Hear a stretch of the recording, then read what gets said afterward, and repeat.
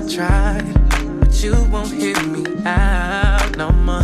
Cause in a perfect world I'd never make you cry. And I know that you heard my promise and held it tight. If I could only show you how much that I tried, maybe you'll just let me restart. But girl, if you find it in your heart, then I'll be good. I'ma try, I'ma do better, better. Then I'll be good. By your side, I'ma do whatever. There shouldn't be a reason why I can't love on you the way I should. I'll be good. I'll be Special K. Special K. Honey.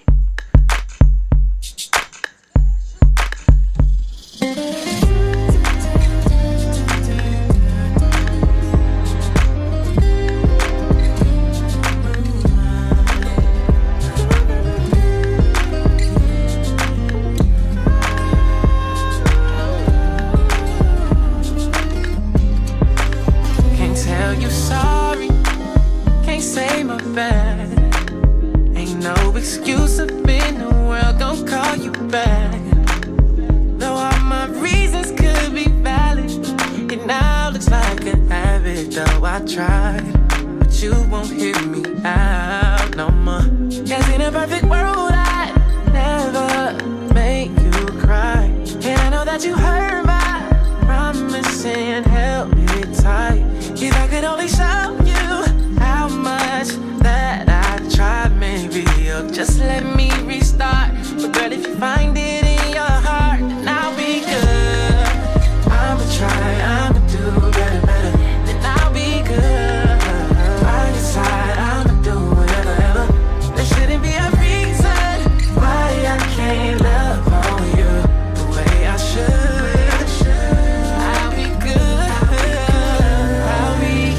Now that I let it pass, I reminisce of my past. It's scaring me. The last thing I wanna have is me trying to double back. It's a memory. So why you here with me right now? I don't wanna think about what else could be. Cause ain't no way that I could own knowing that there's something wrong. Cause in a perfect world I'd never make you cry. And I know that you heard my promise and held it tight.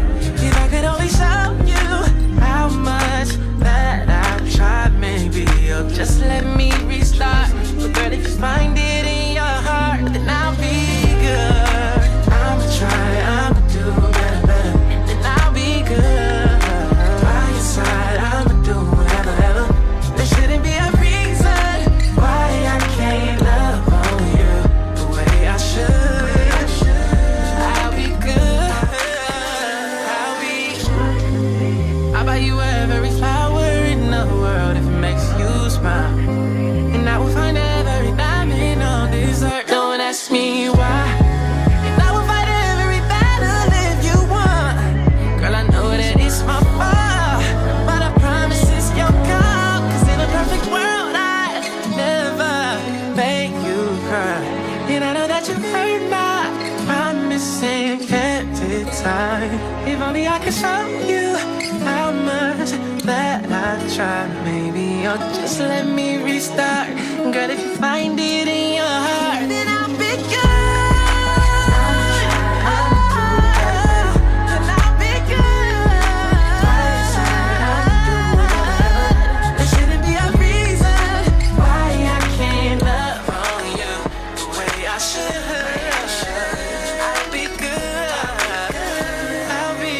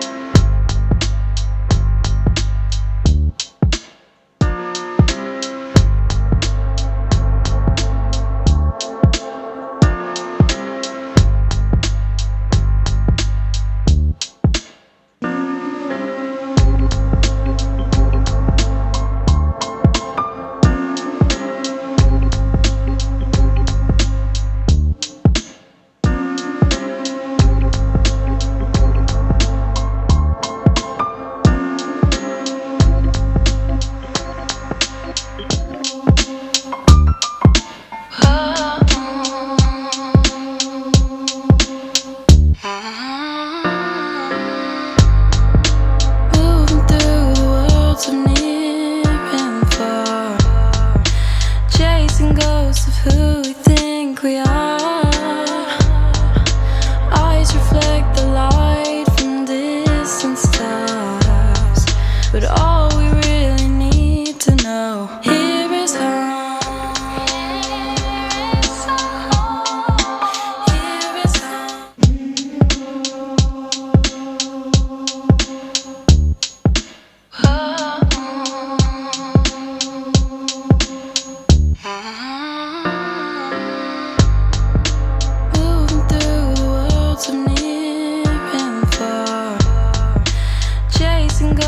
Who think we are? Eyes reflect the light from distant stars, but all we really need to know here is home. Here is home. Here is home. Here is home.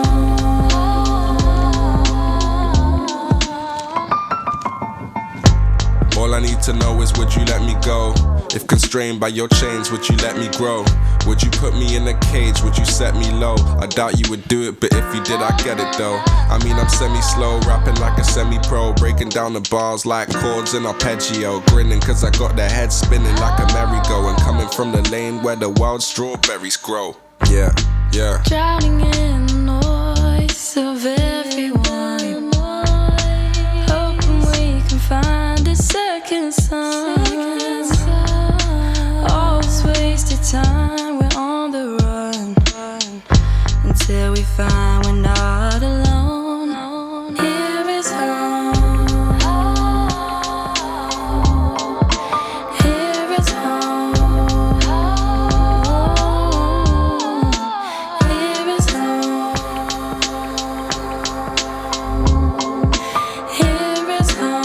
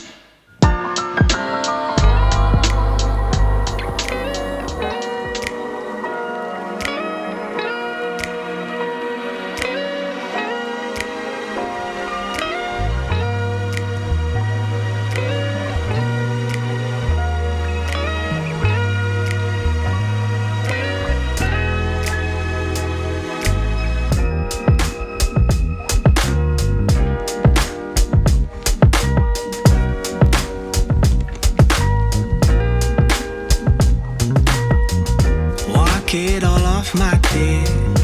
It ain't a race out here. We cannot be defined by moments in time. Forget the falling out and ride on that feel good high. I know you're disappointed, but put that aside. Oh, I'll be there. Don't you worry, there.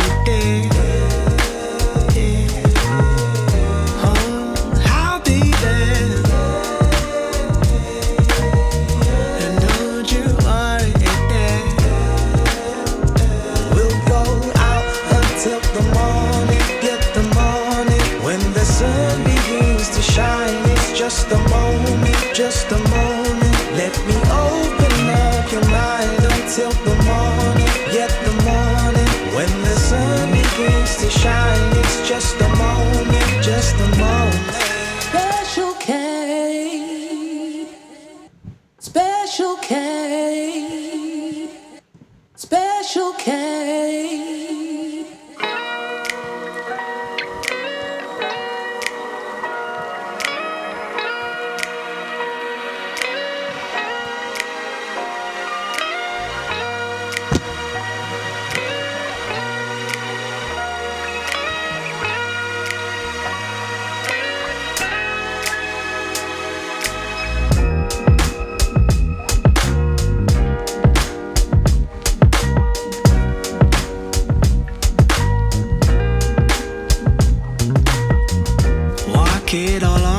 dear.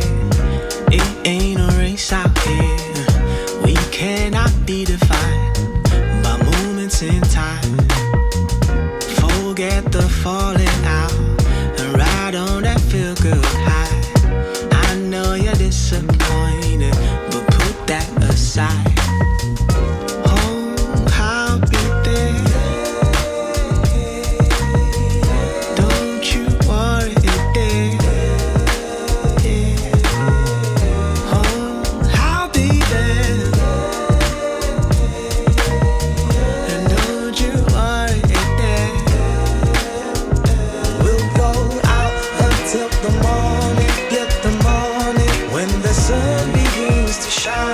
Just a moment, just a moment. Let me open up your mind until the morning, yet the morning. When the sun begins to shine, it's just a moment, just a moment. Yeah.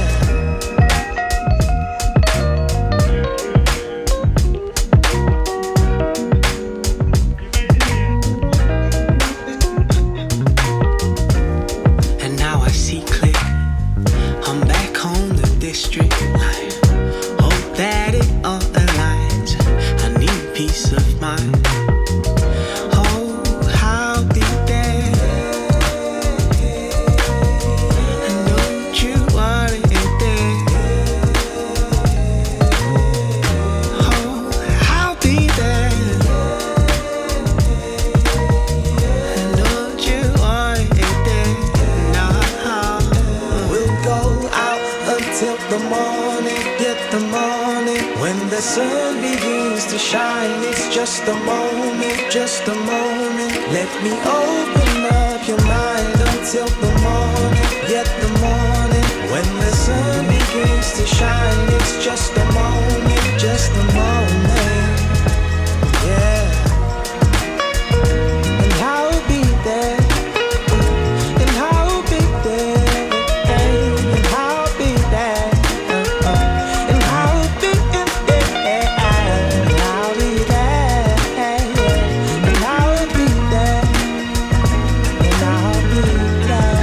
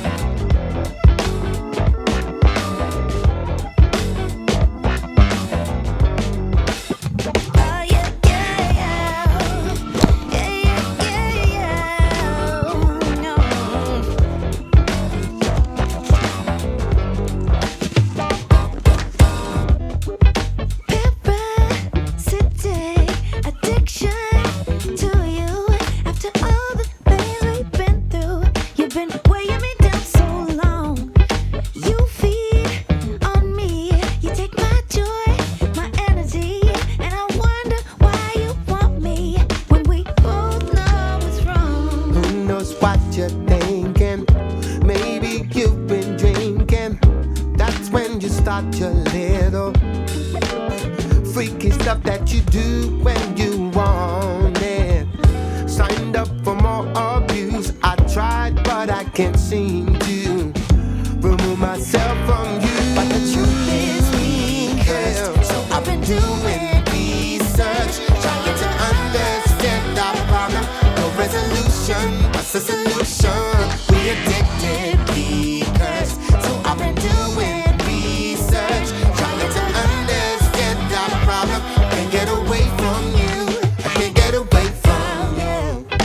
We both notice how unstable this boat is, but we insist on keeping it floating on and on. And I wonder why we keep steady rewind and repeat. Why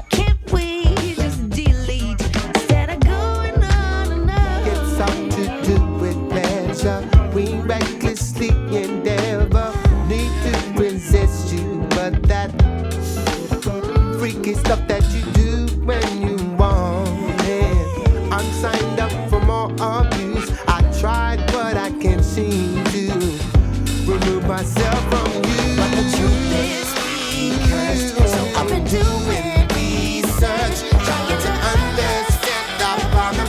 No resolution, what's the solution? We addicted, we cursed, so I've been doing research, trying to understand our problem. Check. Level check. Just Cool Radio check. Universal Show check. It's Saturday morning.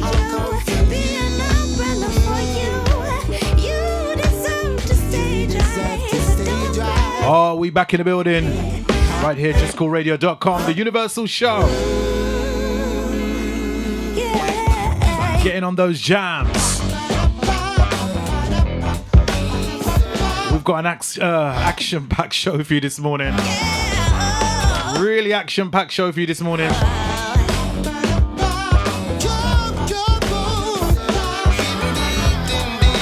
And I told you a few weeks ago, it is interview season. So we've got loads of guests that's going to be running in and out in the next few weeks.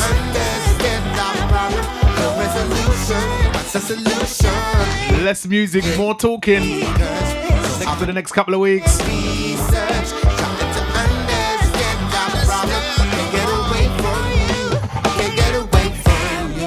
Oh, that's a nice tune, isn't it? It's nice. That's nice. So we're here. Definitely want to say good morning, good afternoon, good night, wherever you're situated around the world. Nice to have your listening ears. The most anticipated show on a Saturday morning. It is the Universal Show, right here at JUSCOOLRADIO.com.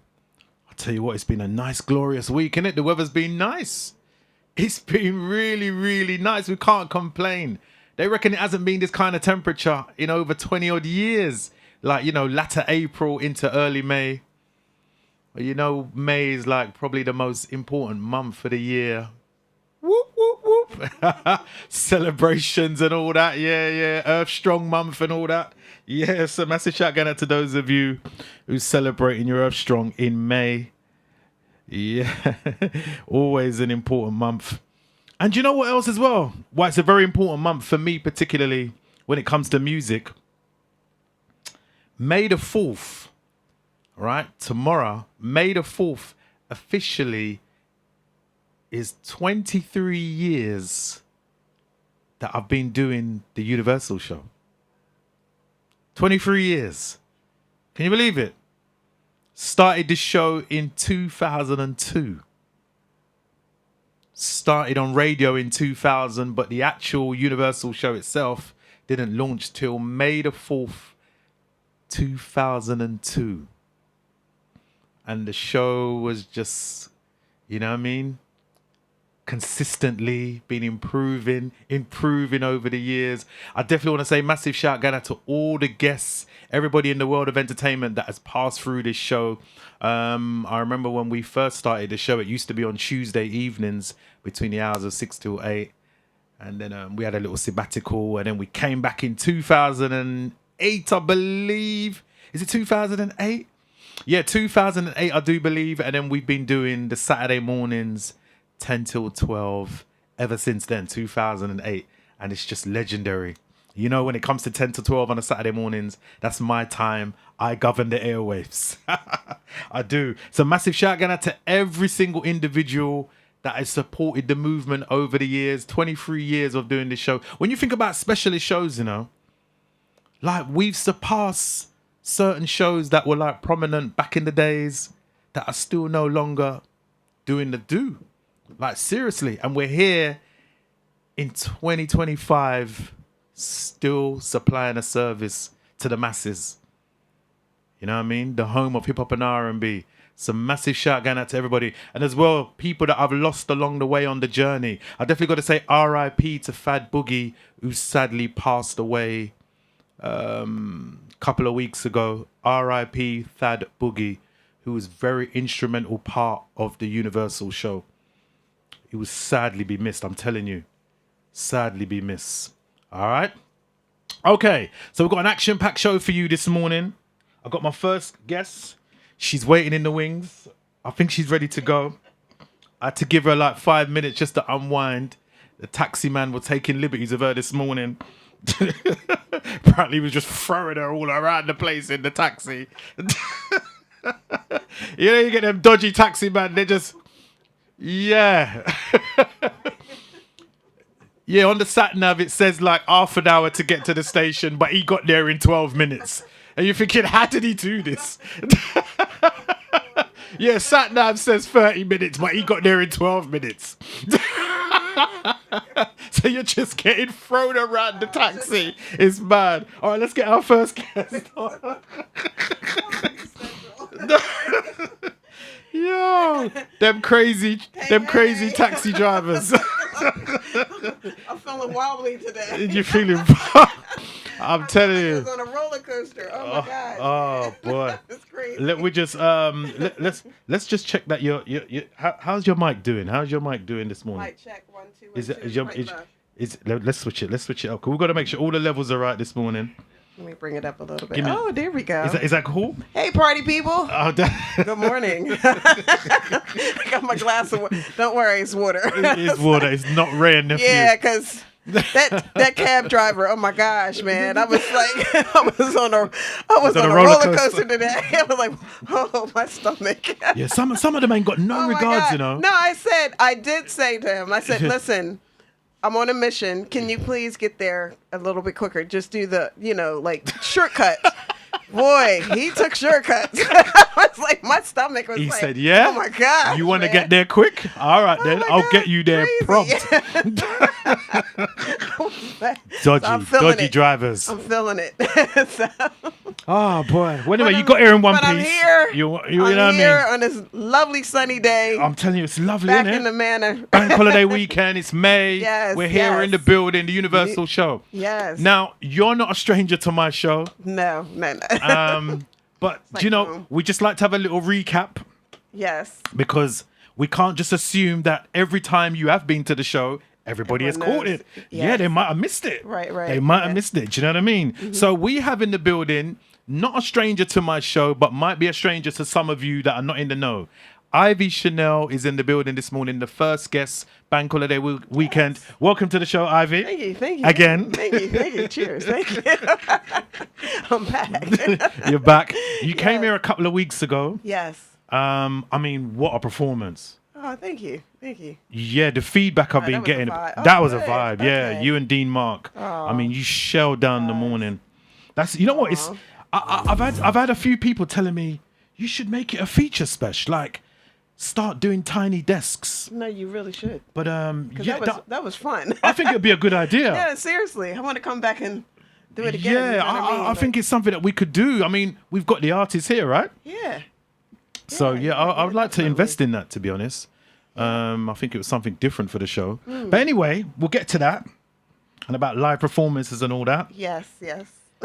Now, Ivy Chanel, you're in the building. Now, we're talking this morning for those who are not in the know. Okay. All right? For those who are familiar with you, they understand your journey and whatnot. We're talking about for those who are not in the know. Okay. And even for some of those who are in the know, they might not know even Forgot. know Or know certain things that's going on Absolutely. in Absolutely. 2025. 2025. Okay. So, for those that don't know, Ivy Chanel, where are you from? Where are you hailing from? Tell us a little bit of background about yourself. Yes, I am originally from Philadelphia, Pennsylvania, and I am now residing in the UK, representing both countries now, and definitely on the soul scene. I've been singing since I was 5, conducting choirs. So not only do I sing, or as we say back home, as I sang, but I also teach as well. I'm a vocal coach as well.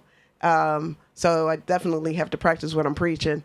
I have a couple projects out, and just basically, I reside in the. I landed on the right area because good friends of mine, such as Omar and his brother Scratch Professor, helped me to establish myself here in the UK. And just, introduced me to a lot of people like Donnie and Carl McIntosh, Loose Ends Crew, and, DJs like yourself. And, just it's been everyone's been very kind to me, and I'm so appreciative. I'm so grateful for the relationships that I built over the years. I've been leading a lot of bands in the UK, from D Mark's band to Milestone to leading now Loose Ends, Carl McIntosh, big up Carl McIntosh, Loose Ends, and on a lot of projects, featured on a lot of projects. I'm on Dean Mark's album, dropped a lot of singles. I have a lot of singles that's out there, EP, and I'm looking to release my album for the first time in 2025. Brilliant. That's crazy. That's an amazing story. So, I mean, Philadelphia, Yes. you could say one of the places that is one of the trailblazers for soul and R&B. Yeah. Philadelphia is a very, yes, prolific yes. place. Yes. What was it like? What was the music scene there like? How different is it from the UK, from what you've experienced? We just have a lot of soul and hip hop, jazz, gospel. Because I come from gospel, I have a gospel background. Right. That's how I can do all those harmonies, harmonization, showmanship. Definitely hard work. I mean, my training is like boot camp. Like you're jogging and singing, making sure that you're not out of breath when you're on the microphone. Definitely always got to be on your A game. Music scene is lively. It's just from the UK. See, you have the Caribbean bass lines and African influences, and I love the harmonies here and the bass lines. Though that's why I came here, because I wanted to hear that UK soul. Because when I was growing up and everything, I was like, I listened to Loose Ends and like Soul to Soul. Then Omar, listened to him, and it was crazy is that there was a song called "Hold Tight" that Loose Ends. Bad tune. That song actually got me through my track and field days. Right. Because I Okay. used to run junior. I was in Junior Olympics. Right. And all I remember, hold tight to your dreams, your turn, but your turn will come. So those songs that actually basically helped me to do what I'm doing, to go forward, to persevere. So my time has come, And that would make sense as well, because Loose Ends, of course, were one of the first groundbreaking UK soul groups, R&B groups to break America. Yeah. Yeah. I think Carl actually said they were the first to have a number one in America from the UK. Yeah, and then Carl also used to, they used to be over there in Philadelphia. And Absolutely. I was like, what? Yeah. So yeah, it's just and I just love the relationship that we have, especially as Philadelphia artists and musicians. We have built a great relationship with London. We, it's like, seriously, we're intertwined, where everyone is supporting each other. And that's what I respect. It's like, man, I'm glad we have a good reputation over here, because it'd be a hot mess if we had a bad reputation. Yeah, like, no, of I'm course, gonna deal of with them. But no, it's like our music speaks for it. And, also my brother used to talk about London all the time, because he's like, it's another home for him. And for those who don't know, my brother is DJ Cash Money. We know that. We know that DJ Cash Money, the infamous DJ Cash Money. And he, again, being his sister, oh my God, the level of of excellence is like, listen, I mean, I remember being in the studio. Sometimes I'm like, I wanted to fight my brother, because he was just raw with it. He was just like, listen, get in there and do those vocals. I'm like, listen, it's done. No. Do it now. Do it this time. You know how many times I had to do that? But it was great training for me. Because that's another thing. Because like growing up, I had Larry Gold. He's a great celloist and also an engineer. He, I met a lot of people, the Roots and all those guys. So I'm in that circle. Yeah, of course, for your brother. But everybody knows me as little. That's Cash Money little sister. So, Right. And then being over here, the guys, everyone, not just the gentlemen, the B girls and the B boys, they respect my brother, and I'm grateful, because my brother has a great reputation, and I'm just grateful for everyone just showing us love. That's the main thing. It's like I appreciate everything. I appreciate the teachings. I teach them for those sitting me down, like Omar and all them, telling me, giving me advice. Carl McIntosh as well, giving me advice, what I should do, and encouraging me to go forward. You know, That's nice. Do your thing. Like, be creative, stay creative. The world needs your creativity. Like, don't stop, keep going. So you've been surrounded by, you know, even like with your brother, because at one time I remember there was like not a rival, but they was putting Cash Money up against Jazzy Jeff. Oh, That's yeah, how yeah, big yeah. it was at the time. But no, yeah. But it's so because like crazy. they were the two DJs that Yeah. everybody looked up to. Yeah. But I mean, being around like your brother and Jeff and everybody. and Jeff and Everybody everybody. used to come over our house. Yeah, of course. And, you know, as you said, names that you've mentioned who have given you the inspiration to go and, you know, seek a career by yourself. Has that made it easy for, you know, to steer your journey, as it were? Well, the thing is when you're related to someone who of greatness, Yeah. everyone, there's a level of expectations. So there's a lot of pressure.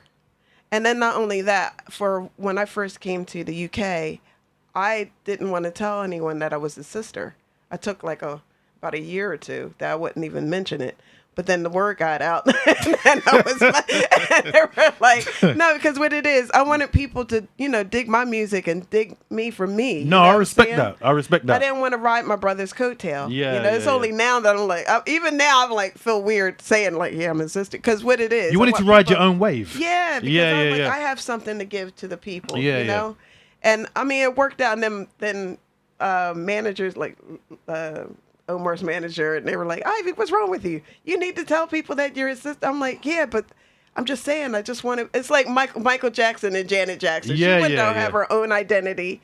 Well, it's the same thing, you know. I'm don't get me wrong, I'm honored to be my brother's sister, you know, and you know, he's a great brother. I mean, come on, love that. He's very protective and Love that. very you know, supportive and everything, but it did open doors. Like, I'm so happy of the DJs like yourself, and just, you know, first of all, you're digging my music. That's the main thing. Come on, And it goes without saying. And then you're supporting it and sharing it with other people, and that's what it's about. It's like, I'm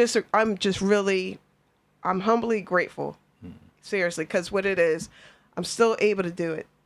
You know, and sometimes it's nervous because I'm like, oh my gosh, I'm by myself doing this, and I'm in a different land, you know. But like I said, England has been great to me. Have been really good, and I'm so, you know, I just want to bless everyone with my music, with the gift that God has given me. Okay, so there's been some major topics floating around in the media about radio, particularly in the UK, not being supportive to up-and-coming artists, stuff not getting played on the radio, i.e., if you don't have enough streams or views and things like that, you know, then we can't do anything with the track, get your views up. Is that something that you've had to encounter as an artist in the UK, and how does that make you feel coming from where you're coming from to now with the social media age? You know, everybody's like, well, it's about views, it's about what they see as opposed to what they're hearing. Yeah.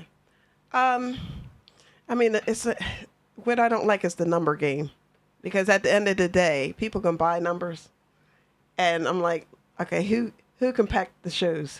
That's the main thing. Who can put people in the seats? That's true. And it's like people who are, I mean, it takes a lot of hours to do what I'm doing. I'm not being funny. It's like, seriously, we got to practice. We got to go to the gym.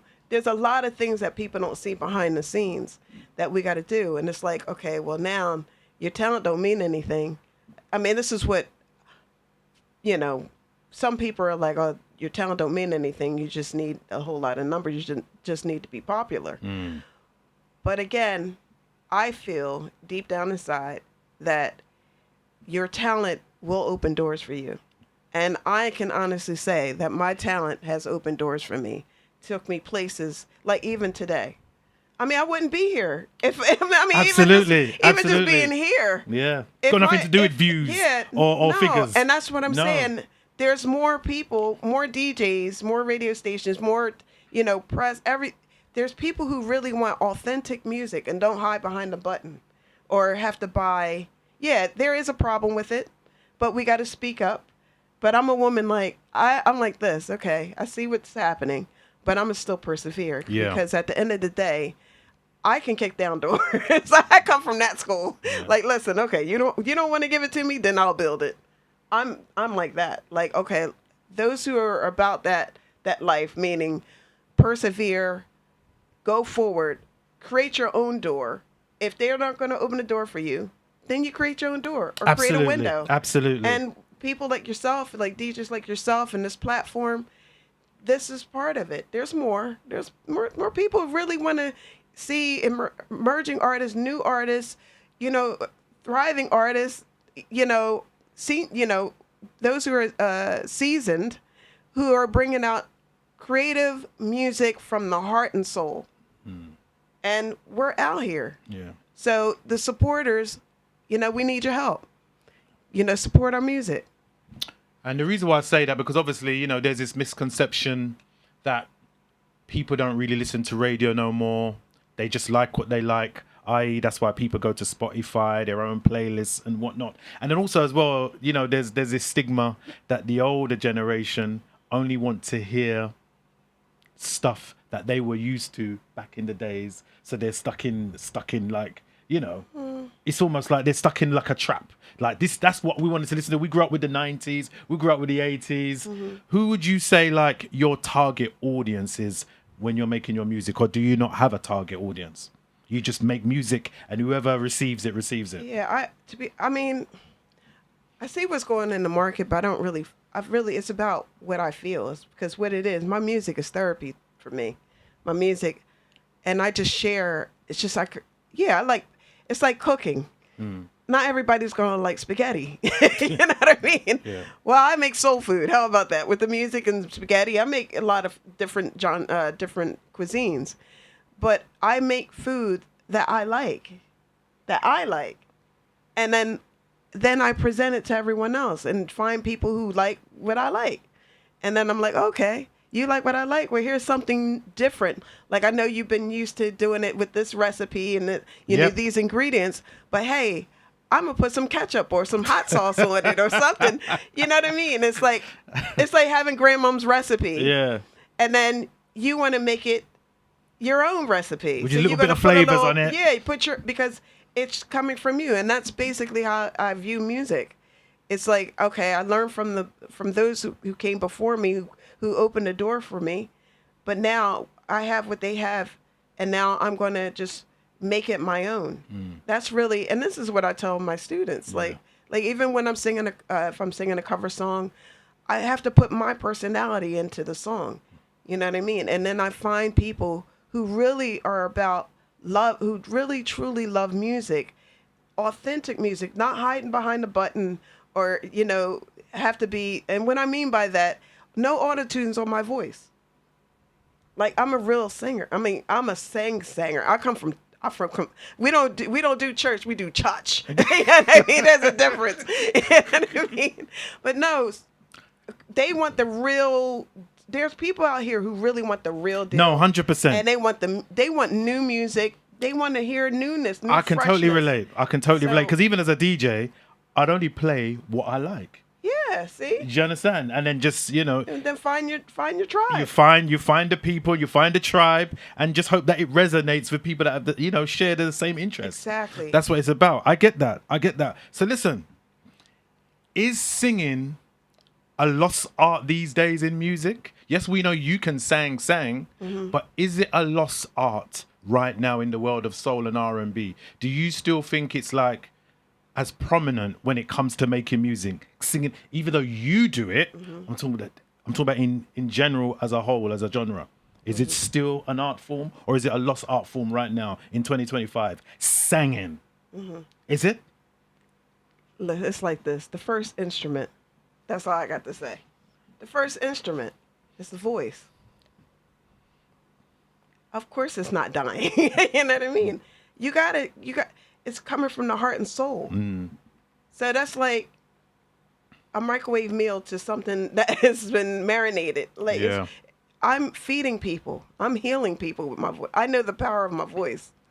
I know that I can take people, those who can't get on a plane, I can take them to Brazil with my voice. I love that. I can actually speak in different languages, so, I bring them, I take them on a vacation without actually jumping on a plane. I love that. You see, I can actually heal. Like voice is a heal. It vibrates. I know the frequencies. I know what points to hit.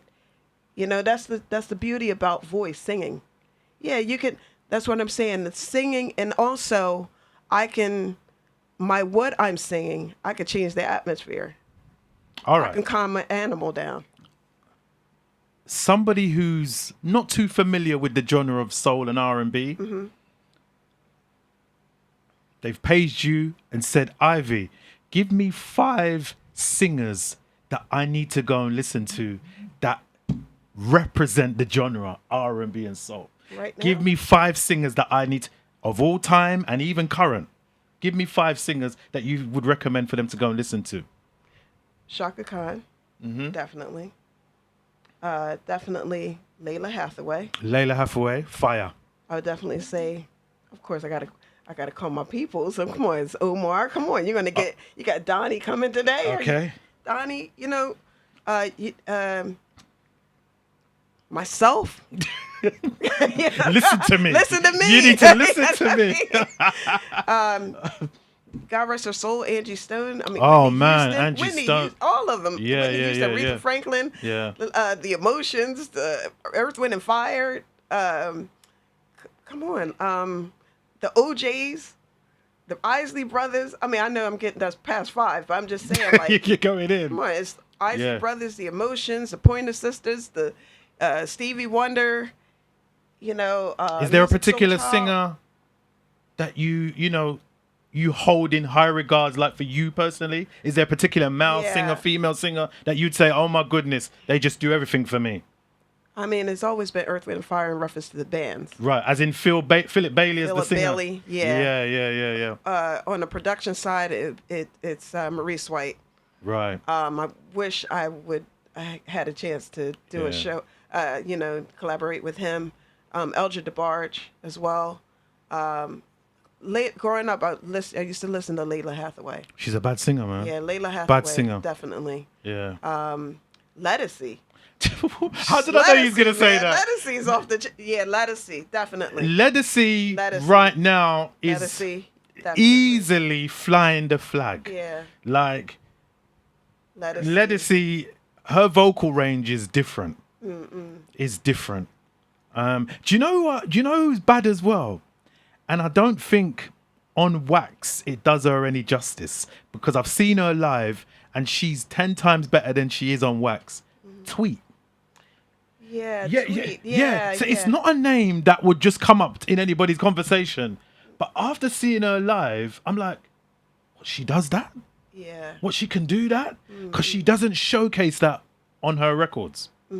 But I've seen her like go to church on her shows. Yeah. No, Tweet gets busy. Yeah. She gets busy, but I don't think her songs showcase that enough. Yeah. India You know what I Arie, mean? she's another one. India Arie, yeah. Do you know what? I don't think I've ever seen her Faith- live, Who? Faith is bad. definitely. Yeah. 'Cause that's Faith why is bad. Faith and Mary was the ones I was like, okay, I gotta. Yeah. I mean, that's kind of like the lane. It's funny because people are like, they're like, Ivy, you remind me of Faith a little bit. I Yeah. think because of our tone and our Yeah, I can hear sometimes. that. I can hear that. And Especially how on we the new ride single. how we ride a track, because what it is, because I'm coming from hip hop, Yeah. they used to hire me just to do the hooks. Right. So I always do the hooks, and how I write is, they said I write like a man. I think it's the way I my melodies, how I attack a song, because they didn't really expect that from women, because we have a different way of writing, expressing it. Do you write a lot as well? Oh, yeah, You I write most produce of your stuff? Write and produce, yeah. Write and produce. Yeah, Oh, how top do you liner. how do you find that? It's therapeutic. That's It's so you're multi-talented. Yeah. Vocal coach, Yes. sing, produce, top and write. liner, arrange. That's amazing. Yeah, because I used to the guys used to get me to do all the hooks. Like I could do hooks in my sleep, and harmonizing is my forte. Right. Yeah, Okay. being in choirs and conducting choirs and stuff, that actually opened doors for me. Yeah, and coaching even made it. I didn't. It's only when I first came over here. I mean, I used to live in North Jersey, New York. Okay. And that's how I became a vocal coach, because I said I just wanted to come away from the corporate world. I was like, listen, I wanted to fire my boss. So I was like, listen, I'm going to do this music thing. And Pony Canyon from Japan, a label in Japan, they hired me as a vocal coach. And that's what started me off as being a vocal coach, because I was actually a session singer and I was writing for other artists around the world. Right. And then they asked me, hey, can you teach my artists how to do what you do? And I was like, okay, give it a go. And then I was like, oh, okay. So what it does for me, like when I'm coaching, it makes me, I have to practice what I'm preaching, like all the skills that I'm giving. You've got to be on your A game. Yeah. Yeah. So I actually practice what I preach. What's the most common thing that you come across when you're teaching students vocal training? What seems to be the common problem? Breathing. Breathing techniques. Yeah. They don't breathe correctly. Like, they're shallow breathing. That's what they do. And also, a lot of it has to do, I do a lot like mind over matter. Like, they have to get out their way. A lot of things that happened in the past, you have to identify the fear. And then once we identify the fear, we throw it out the window. Okay, yeah. Identify it and then get rid of that and then start believing in yourself. And I believe in visualization as well. I deal with that as well. So how do they overcome breathing techniques for somebody's listening? Because, I mean, I'll tell you why I asked that, right? Because I know it might be slightly different, but you get I know rapping's different, but then you'll have people that are good studio session singers, but they can't project that in a live environment because of the breathing technique. Yeah. How do they overcome that? Well, the technique is actually breathing through your nose and exhale through your mouth. Like a prime example. Tell me your name. Special. Right. So you notice that you didn't go, Special. But why do we do that when we sing? Breathing is just like how we speak. Right. I'm not going, breathing is how we speak. I'm not breathing through the mouth. So why are you doing that when you sing? It should be easy. It relaxes as we're speaking. You see the difference? So people feel like you're hyperventilating. Because I teach a lot of, I don't just teach singers. I teach pastors and motivational speakers, presenters. Because I come from corporate, I have that background as well. So it's about your body balance, your body as well is engaged in your breathing. So I have this thing called get your head in the game, because I come from sports. Right. Get your body ready for what you're about to do. You understand? So we do physical warm-ups. Okay. It's not just, that's why I said, I use my whole body when I sing. It's not just here. And it might sound like a really strange question. Does weight or how you are affect how you perform or breathe as a singer? Because the reason why I say that, back in the days, a lot of the best singers were bigger size. Right. If you look at like Luther Vandross. Yes. I mean, I know his weight fluctuated up and down. Yes. But at the best of times, he was so natural with it. Does weight play a part when it comes to the breathing and singing? It's called cardio. Right. It's cardio. Right. You could be big bone. Yeah. But if your cardio, and you could be thin. Yeah. If your cardio is not right, then you're not going to be able to produce what you need to produce. Okay. But again, it's lower abdominal muscle. When we hitting those high notes, like I'm singing, I was also lead singer for CC Music Factory for Asia. Yes, I remember you were singing CC Music Factory. Yeah, still involved in that. So that's what I was saying. It's like if I had to hit that everybody dance now, that's from here. So I'm not going, singing from the throat. It's usually through your lower abdominal muscle. So it's my stomach, my lower abdominal muscle is engaged. So also my stance has to do, I play a lot, because I'm not like this or be a hunchback in Notre Dame. I'm like, my posture got to be straight, or I'm like this. You see? As you said, your voice is your instrument. Yeah, I gotta take care of this. You gotta protect it. Yeah, And yeah, that's yeah. what I said. It's Yeah. like our voice is the first instrument, and music is the second universal language.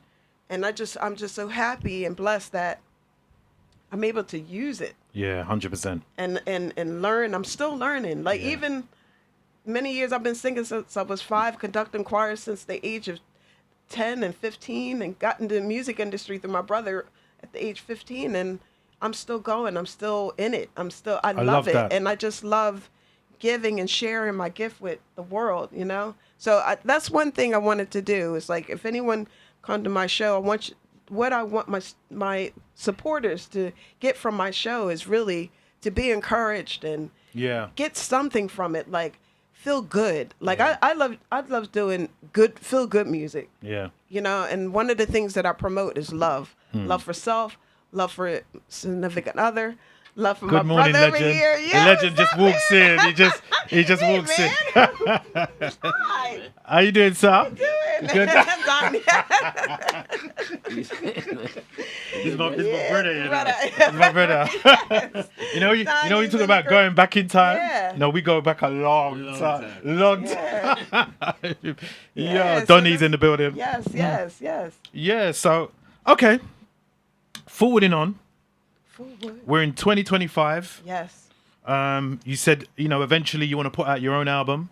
Yeah, that's the plan. How far or near are we from that project? Very near. Very, very near. Yeah, I'm gonna drop have a new single that's gonna be dropping soon. Mm-hmm. That's gonna be released soon, and then I'm gonna have another single after that. Then I'll drop the album. Okay. So everything's coming soon. 2025.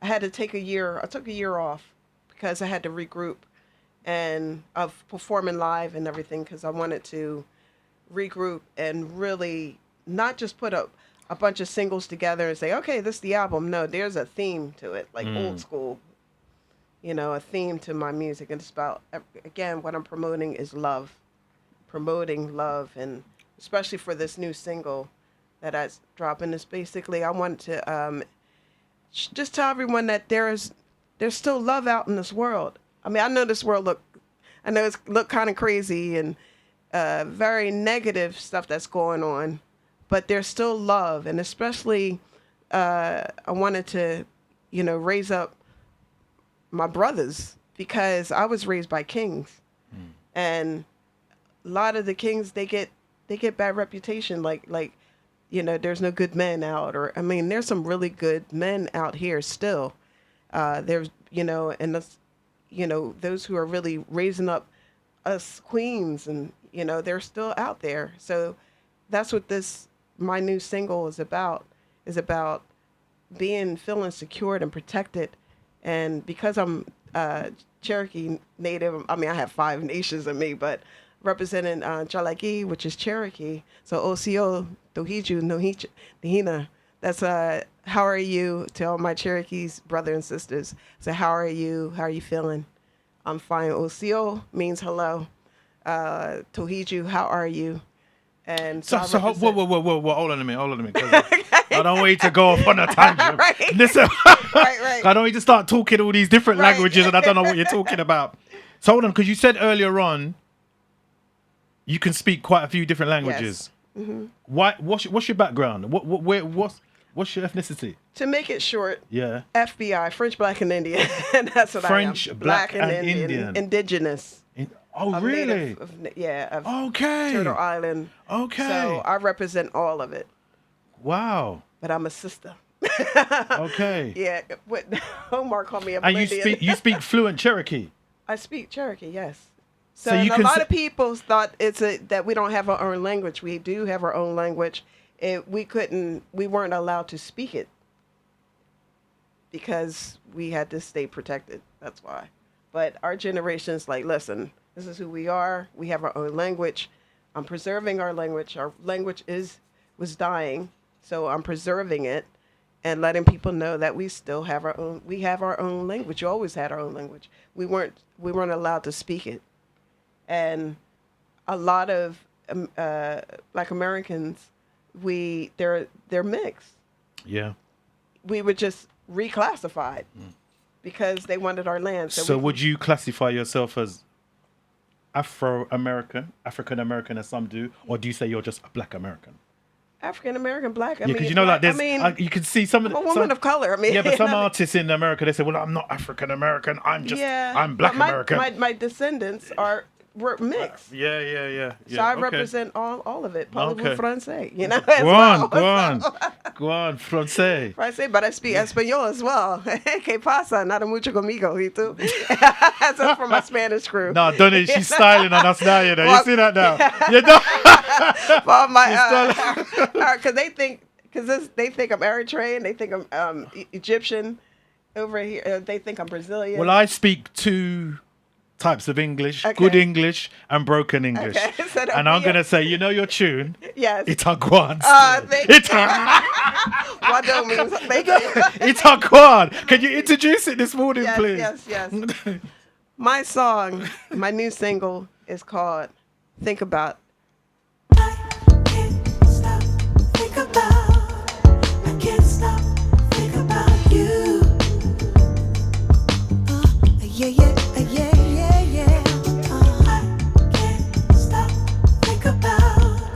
I can't stop, think about you.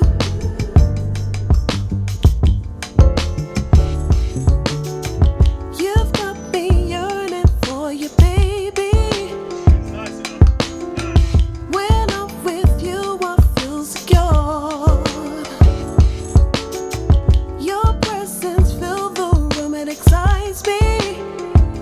Your positive energy refreshes my soul. Like the water to a tree, the sweet honey to a bee. When we're relaxing on the beach, I feel the sun rays kissing me. I'm free. I can't stop, think about you. Baby.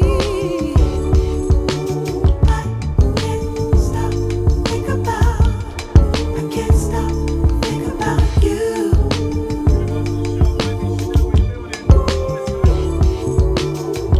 I know for sure that you got me. No matter how the chips may fall,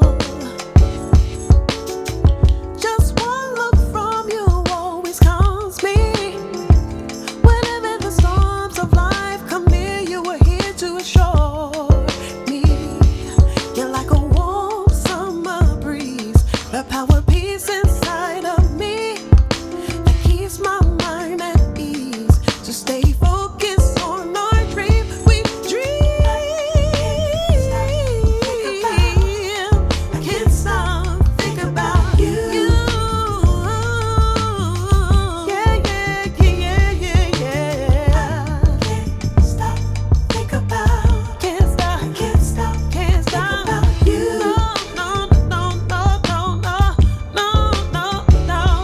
I'm dirty, die. I'm dirty, die. Need a no, better, die. I need die. I'm buddy. I'm buddy, I. I'm buddy, die. Don't know, but I don't know. I done it. I need, yeah. Think about. I can't stop, think about you. Yeah. I can't stop, think about. I can't stop, think about you. Yeah. I can't think. Can't stop, think about. I can't stop, think about you. Can't stop, thinking you. Can't stop, think about. I can't stop, think about you.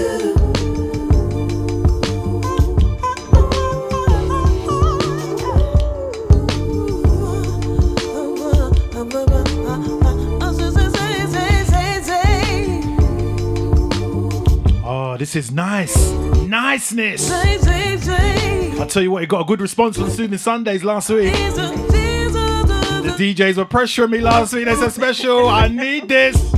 I need this. Action-packed studio this morning. I told you, bank holiday weekend right here. The Universal show definitely on the way.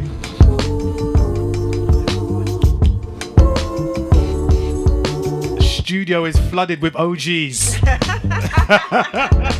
It's flooded with OGs. So there you have it. Brand new single from Ivy.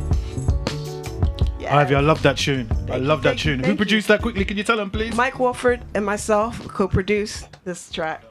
Yeah, that is nice. Thank you. Nice. Hey, everyone, please go out and support it. It's dropping this month, actually, the 23rd of May. And please visit my website at ivychanel.com. Check me out on social media, Ivy Chanel, the artist. And if you want vocal coaching, my website, ivychanelmusicacademy.com. Okay? There you have it. Ivy, you've been a great guest. Want to big up E Plus this morning. He's saying, what's her name, cuz? Ivy Chanel. Ivy like the vine, Chanel like the perfume. DJ Dr. Jones. Yay, hey, Dr. Jones. I like that name, DJ Dr. Jones. You know? That's a good DJ. I like that. So any last things you'd like to say before you get out of the door this morning? Any socials you want to give out this morning? Give out your socials. Ivy Chanel, the artist, website, ivychanel.com. You know, check me out. I'm going to be in London for a couple more weeks, and I fly back to United States, and then I'm back in the summer in July. Okay. So, yeah, just go to my website, sign up to my newsletter so you can get to know when my shows are, where I'm going to be performing, okay? And also my new music that's dropping this year in the next couple of weeks and months. Brilliant. You've been an amazing guest this morning. Thank you, nice chat. man. And we'll see you back when you come back the next time round. Yes, give me all some right, love, let's do that. I think I need to get him on the mic this morning before he gets out the door. It's not very often you get a live interview with Fredi. We've done a few interviews over the years, but they've been via phone. I've got him in the building. Hey, listen, I'm getting the best out of him this morning. Universal show definitely on the way. Special K, aka the specialist. Look, they're asking questions already though, Fredi. Is Fredi doing a freestyle this morning? Listen, of course he is. It's the Universal show. He ain't leaving here without no freestyle. And Donnie ain't leaving without singing either. Don't get it twisted, but we need to, you know what I mean? Yeah. So listen. What's good, man? What's good, my brother? Yeah, bro. I mean, I'm still doing it. You're still doing it. We appreciate you, man. Thank you. No, Thank appreciate nice you. to be appreciated, man. No, appreciate you. And I'm gonna let you have the stage. But one thing that I've been trying to do in the latter year, especially after the pandemic, we've lost some great ones. R.I.P. Ty, very good friend of mine. Ty. 2 weeks ago, Fad Boogie, R.I.P. Yeah, you know, it's just, and what, it's, bro, it's just, it's just, crazy. Fredi, it's just like No McCoy, man. No McCoy. You see what I mean? You know, and yet again, I'm getting goosebumps just mentioning their names. DJ Swing is the reason why I do this show in the first place. So, you know, I'm not forgetting the soldiers. Steve Sutherland, Paul Trouble Anderson. The names go on. The list goes on. Dancer Tony. Dancer Tony. Soul to Soul, yeah. Gee, Tony. I remember Mr. Gorgeous. Yeah. I only heard about that yesterday. Fred. So it's not like I'm trying to put a bad spirit or omar on us as people, but we have to be realistic. And I just feel like we're not sharing our legacies with the people that are not in the know. Right. Yeah, we know, we grew up with it, but there's a new generation that are not in the know. Yeah, they don't know. And they're changing the narratives of how and when and what started and who started what. And hip hop started in 2008 and there wasn't an R&B scene or soul scene in the UK before 2000. I've seen the podcast. I watch them. I watch them. Crazy, but this is the new generation talking like that is it. But I can't have a go at them though. Nah. Because the OGs are not sharing their stories if they can. So yeah, there are platforms that may not entertain you, but there are platforms that will. Got to start sharing stories and letting them see what really is happening. People don't know that Fredi was a rapper. They just know it as a director. They know. They don't know that he can rap. Fredi, Exactly. Fredi so we know is an MC. they don't know that. They don't know that. We need to share that, let them know. Donnie, and they don't know that you was getting number one singles before people knew what number one was. How about that? And them was, yeah. Yeah, how about that? So Tell him who Donny is. so Tell him Tinker. where you're coming from, So please. yeah, man, hail from South London. I'm literally home right now. Woo, woo. Round the corner. I'm from the ends, bro. From the ends. So yeah, I got signed to. Well, first of all, I went Stockwell Manor, which is Stockwell Park. Yeah. I heard Big Nasty went there as well, apparently. Yeah, apparently. Yeah. So yeah, that's my school, and then from in that school, I did steel band with the Lambeth Community Youth Steel Orchestra. So we used to play outside Marks and Spencer's when it was in Brixton, Murray's Meat Market. We used to play. You remember that? Oh We my used to play God. outside there, where Boots is now. And then from then I joined a band. You know what? Because I went Stockwell Manor. My maths teacher, head of maths, he goes, "Yo, I got a mate. He's got a band. He's looking for a keyboard player." And this time I was like, 13, 14. And he's like, he's got his keyboard player. He wants a keyboard player for this band. Will you audition? So I thought, let me audition for this thing. So I ended up joining this band called Compared to What. Yeah, and we started doing these little tours around South London and all that, pub gigs. And then from that, the lead singer of that group went to school with a guy called Sean Oliver, who wrote Wishing Well for Terence Trent D'Arby. Oh wow. Yeah, so Yeah. So Sean rang us up and said, "Yo, I need a band for this girl group called Old Land Montano," which was signed to Virgin in the late '80s. So we went up there, auditioned, joined the girls, went on tour, went to Japan, blah blah blah blah blah blah blah, and that was my introduction into record companies and seeing how the whole thing worked. You know what I mean? And then I started working on my demos from then, and 1991.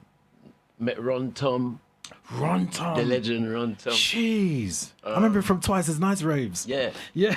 yeah. Before that, yeah. So, yeah. So I met Busby's. I met Ron Tom at a shop that we kind of opened up in Ladbroke Grove called OG of London. And we used to sell like Feeler and you remember the Damage suits, the rip up suits. Yeah. We used to sell all that in there. So Ron Tom walked in there one day and they were playing my demos. And he was like, "Who's this?" And they pointed to me. And I said, "Yeah, it's this you here." So he says, "Yo, I got a studio up the road. Come up there."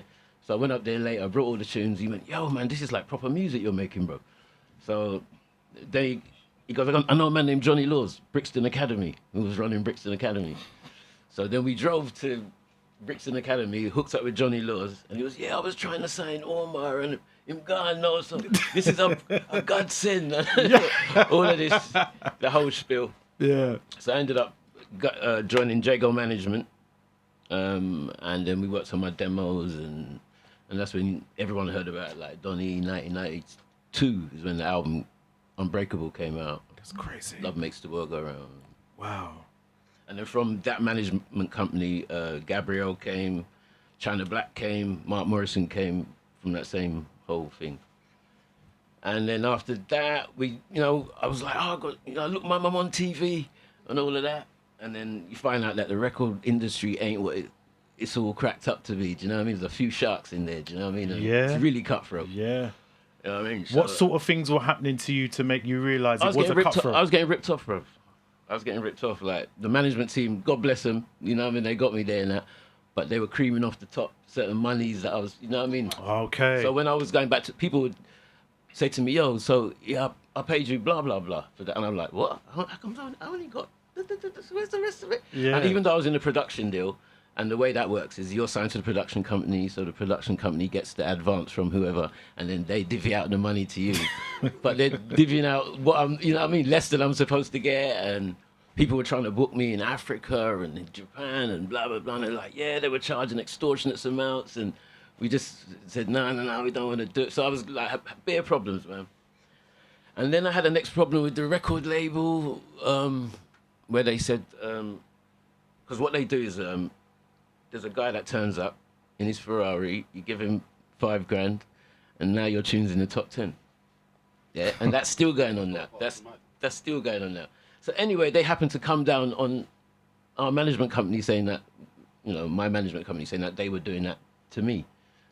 When we've got the CCTV at the time and blah, blah, blah, it was people in the record company that were walking around, going to different shops and buying loads of my. Oh my Yo, man, it God, was mad. man. But the person who it affected the most was me. Yeah, of Because course. everybody went off and my management went off and they found Gabrielle.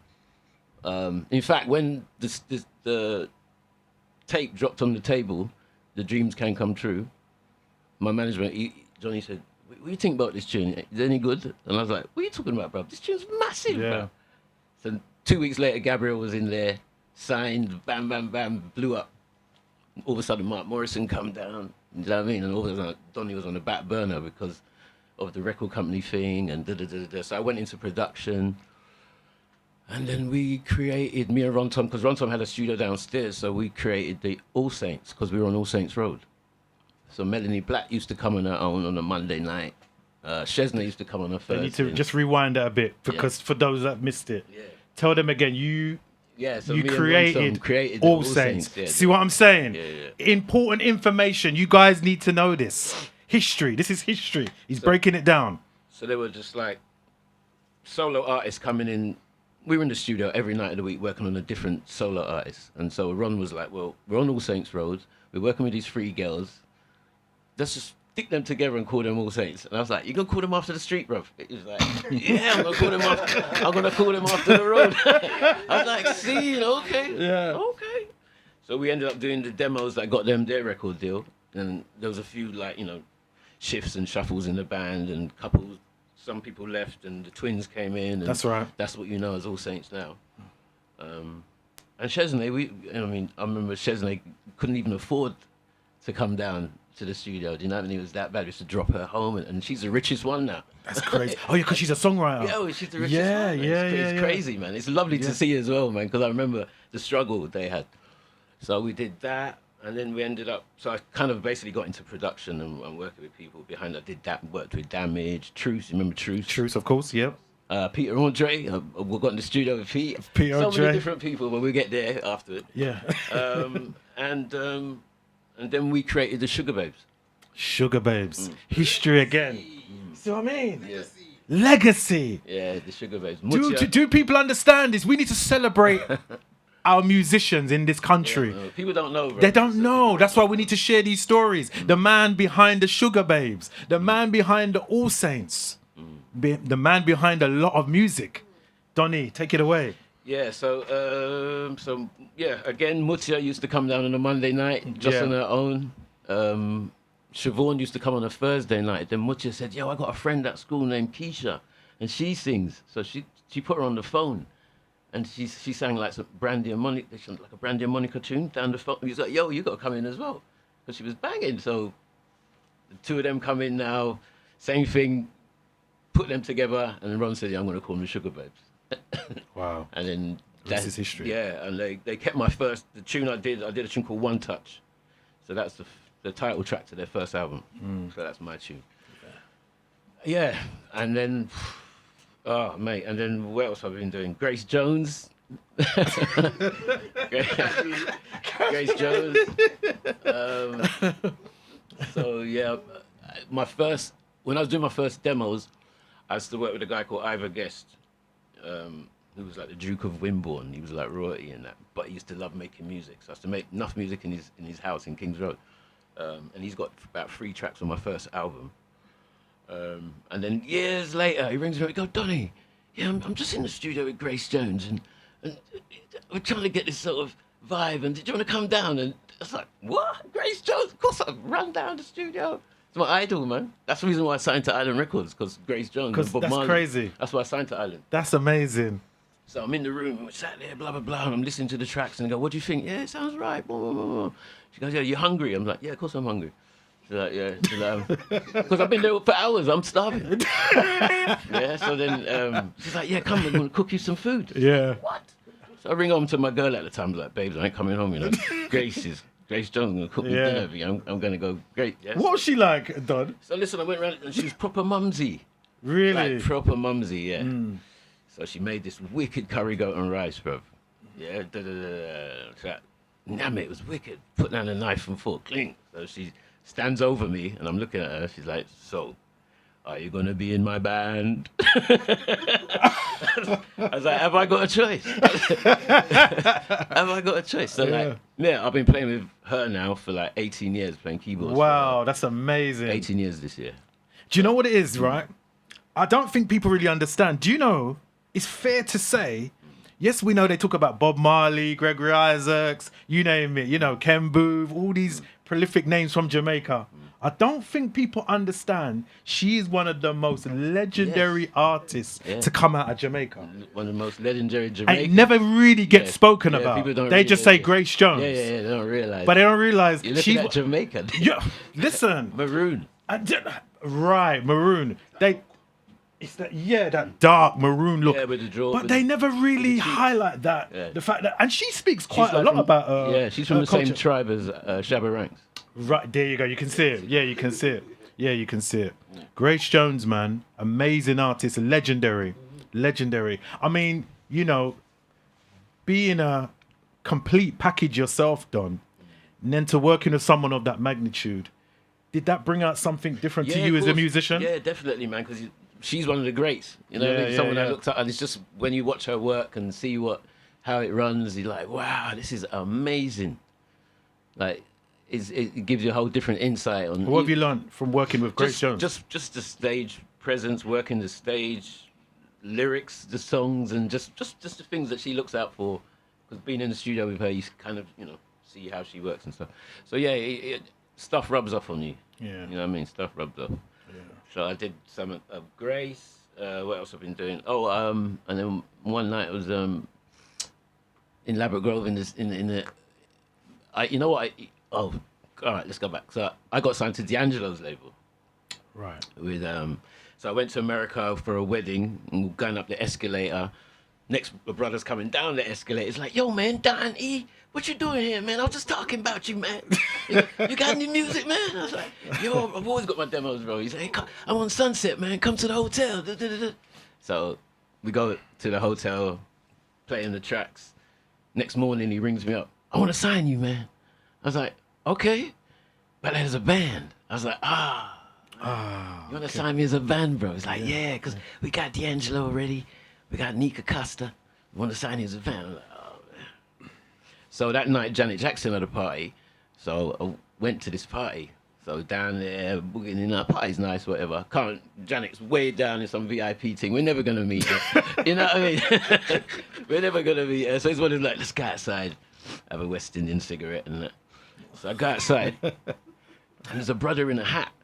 There's a brother there in a hat. So I'm looking, I was like, bro, that's my man Stuart Zender from Jamiroquai, you know, the one in the big hat. So I was like, yo, bro, what are you doing? Yeah, man, I just left Jamiroquai.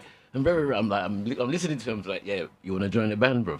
Do you want it? And he's like, what do you mean? I was like, yo, I just got offered a deal this morning, but I need to be a band. And you play bass, I play, let's do something. So talked him into it, and then we eventually signed to D'Angelo's label. Cheaper. That's nuts. That's crazy. Worked on a wicked album that never ever came out. Really? Yeah, and that album never saw the light of day. So, jeez, why was that? Politics. They were working on D stuff. They were working on Nika Costa's stuff, and we were just like sort of, British band they had that they were, working on, but it didn't actually put nothing out. So I managed to claw back some of the songs later, afterwards, and I'm saying I was signed to D'Angelo's label, and he came and jammed on a couple of the tracks that we did as well. So one of them called So Cold is the one that's most well known. So yeah, that's amazing. How much of the sound that the UK soul R&B artists, putting it better, had an influence on the American neo soul sound? We were the first neo soul before America did neo soul. We had it here first. We had Omar. Of course. Omar was the first one. When you really go back to let's put it out there. 88, 89, Omar was running that from then. Yeah. So he was kind of the first neo soul. And I remember I was going to give up music, and then I heard boom, boom, boom, boom, boom. I said, what's this? It's some UK brother. I was like, you've got to be kidding me. Yeah. Yo, I got some tunes I need to way ahead of its time. Yeah. So, and I always used to say to people at the time, imagine hip hop beats, but with like Al Green, Smokey Robinson singing on top of it. Yeah. Can you imagine that? Yeah. So I was kind of trying to do that in the studio in the sort of late 80s, 90s. So I'd say neo soul comes from the UK. Yeah. Yeah. Now, what would you say technically was your biggest breakthrough track for Donny? Well, there's two of them. There's the one that everybody knows, the mainstream, the Love Makes the World Go Round. Love Makes the World Go. Beautiful track. Which was number 15 over here in the UK and top 30 in America. So I had to go to America, do Donnie Simpson. Remember Donnie Simpson? Yeah, Donnie Simpson. Yeah. Wasn't he the original BET guy? Yeah, Beyond BET. Yeah, that's right. So I did that. Did that over there. But then there was, while that was going on, there was the title track of the album, Unbreakable, which was like number 1 for 6 weeks on the underground. Yeah. So I've got the two of them. That Unbreakable is like my There's Nothing Like This. Yeah, 100%. No, it is 100%. Because it's like weddings, everywhere, funerals, bar mitzvahs. You know what I mean? Everywhere. I mean, where can you go and not perform that? That's what I'm saying. I dare you. I dare you not to perform that. Yeah, it's like I dare you. Yeah, I can't do a show and not do that. No way. You've been a lot of problems. Yeah. It's a problem. So those moments, those singles, those times from 92 till 25, how would you say your life has changed? From 92 to 25? Yeah. Oh, gosh, so much. Well, I'm a dad now. I got two daughters now. Yeah, see what I mean? For my sins. You know what I mean? We partied hard. That's how it go. Yeah. So now I'm like, straight and narrow. Yeah. And it's good. It's good. I mean, life's good. I can't, and it makes you realize that everything before was a rehearsal for now. Like, it's kind of, you know what I mean? Is it kind easy? of most of the things that I wanted to get out of the music industry, I kind of got them. I've kind of got most of it. Like, I remember one night, years ago, we're talking 1978 now. I mean, round the corner there, sleeping in the bed there, listening to Stevie Wonder, do you know what I mean? On the radio, thinking, gosh, man, one day, man, this guy. And then all of a sudden, Omar's like, yeah, Stevie's coming down tonight. Come down to the studio, blah, blah, blah. So now I'm sat in a room with him. That's amazing. I'm rapping and we're talking. Yeah. It's nuts, bro. So it's just those little moments. What was another thing? I've always said to my mum, I want to get a Grammy, mum. I want to get a Grammy. So years passed, nothing ain't happened. Last November now, I got a call saying I got to go to some award show, that they're doing down at the British Museum. You got to go down there. And I'm like, saying to my missus, she's like, nah, man, put me in your suit, man. Go down. All right. So get down there, and they're like, yeah, here's a Grammy. I'm like, rah. 26 years later, I played on Lauryn Hill's album, The Miseducation of Lauryn Hill. What? Yeah. No, I didn't even. Stop talking casually. No, come on. No. But did you know that? No. I never knew that. So when she's in the school talking to the kids, that's me playing keyboards behind her. Come out of there, man. Come out of it. You played on Miseducation album. Yeah. Why have I never heard that? I don't know, bro. You see what I'm talking about? Interviews. You see what I'm saying, Fredi? I never knew that. No, I'm going to salute that. I have to salute that. Are you mad? So hold on a minute. You got a Grammy now. No. More clapping. More. How would that feel like? Yeah? No, we can start broken English. What's some boy feel like? How am I dealing with? How we are ramp with? Know yourself. Wise up. Yeah, because she got 5 Grammys for it. At the time, I was happy for her. I was like clapping. I was like, yeah, I'm on the album, blah, blah, blah, blah. Stuart was on it. A couple of my other mates, we went down to Metropolis Studios 2 nights and just jammed this stuff. She was like, yeah, we heard her, her speaking, and she's like, yeah, can you just play to this? Just add some music to that. So we just started jamming and just like, whatever. That's crazy. So I learn something new every day. So, yeah, so she got the Grammys and blah, blah, blah. And cool. Life goes on, just keep moving. But yeah, 26 years later, they decide that, because she got a Grammy for it, everyone involved on the album gets a Grammy. And I was like, oh, okay. So we're looking at the award-winning Grammy Donny. Yeah? You guys learned something today, innit? You learned something today. You better put some respect on his name. Yeah, and that too. Yeah. You can't just come with your little curry, chicken and rice. No, you have to have more than that. Never forget your sour sop pan. But no, but going back to what I was saying though, like most of the things that I kind of wanted out of the music industry, you've got it. That's amazing, Don. You know what I mean? No, salute to you, brother. Salute to you, right now brother. I'm just having fun. So you're having fun. I thought I want to do a little bit of acting. Yeah, I was sitting there one day, thinking, oh, shit, man, I'd love to do some. You know what I mean?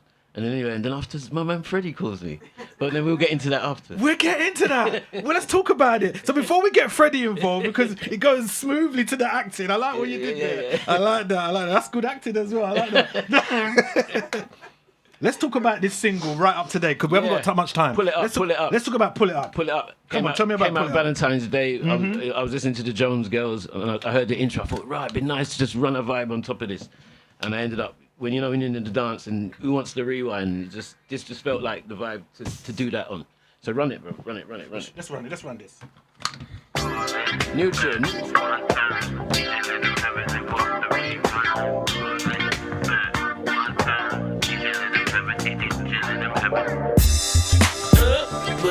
Yeah. So down and think of it, we're running that back. Who wants the rewind? Yeah. Like that. Happy player didn't sing our back like crack. What's that? Listen. So down and think of it, we're running that back. We're looking at yeah. Like that. Come on. Happy player didn't sing our back like crack. So we're stepping up tonight. Fitting up tonight. Gonna party up tonight. I better join something live. And we're in the place today, and we got good company. Feel like a dance supposed to be. We can hear our favorite tune. We got those hands up in the air. Everybody shaking like they don't care. When they start to move from left to right, when it's the only dance poppin' tonight. When the MC says, pull it up, pull up, who wants to rewind? Yo, check this out.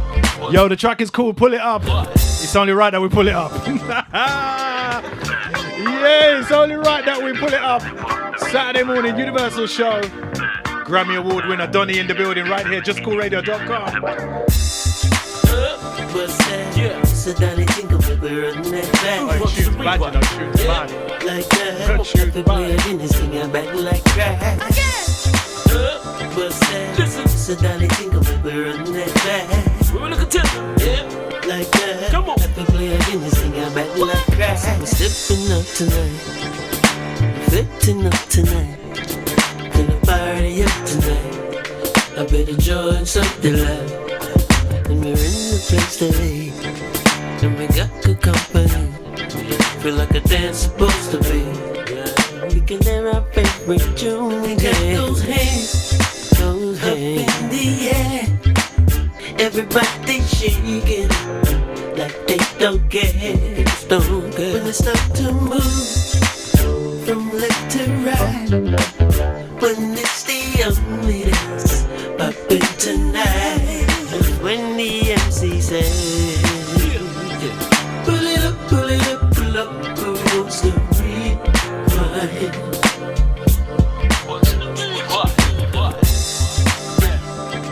Lady, I know what you need, you want a good time. We're gonna drink the champagne up tonight. We're sweating up tonight. Honey, don't you feel the vibe? What a time to be alive. Yeah, cause it sounds so good to me. Sounds so good. Just like a symphony. Like they should. And I'm here with you, baby. To what's that vibe for clock? This is nice. You with your friend.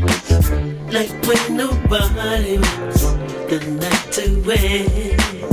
When they start to move from left to right, when it's the only dance poppin' tonight.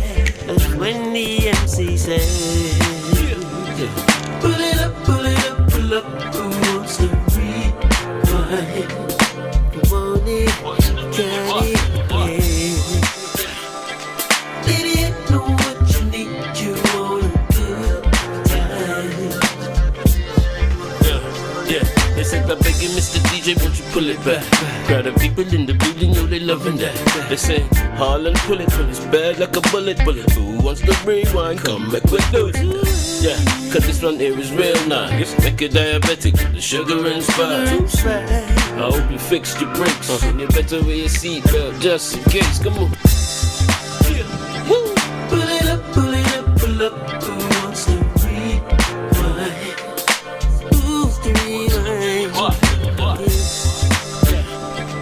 Lady, I know what you need. You want a good time. Yeah. Pull it up, pull it up, pull up. Who wants to rewind?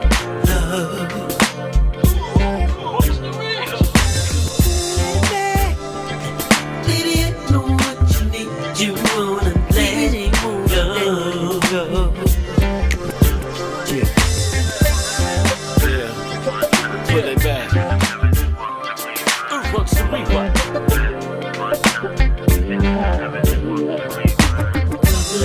That one time. Teach you that I never they want to rewind. That one time. Yo, welcome to the distant from above. Dancing from nowhere to nowhere. We gotta buy the specials and specials, yeah. Drop like diamonds.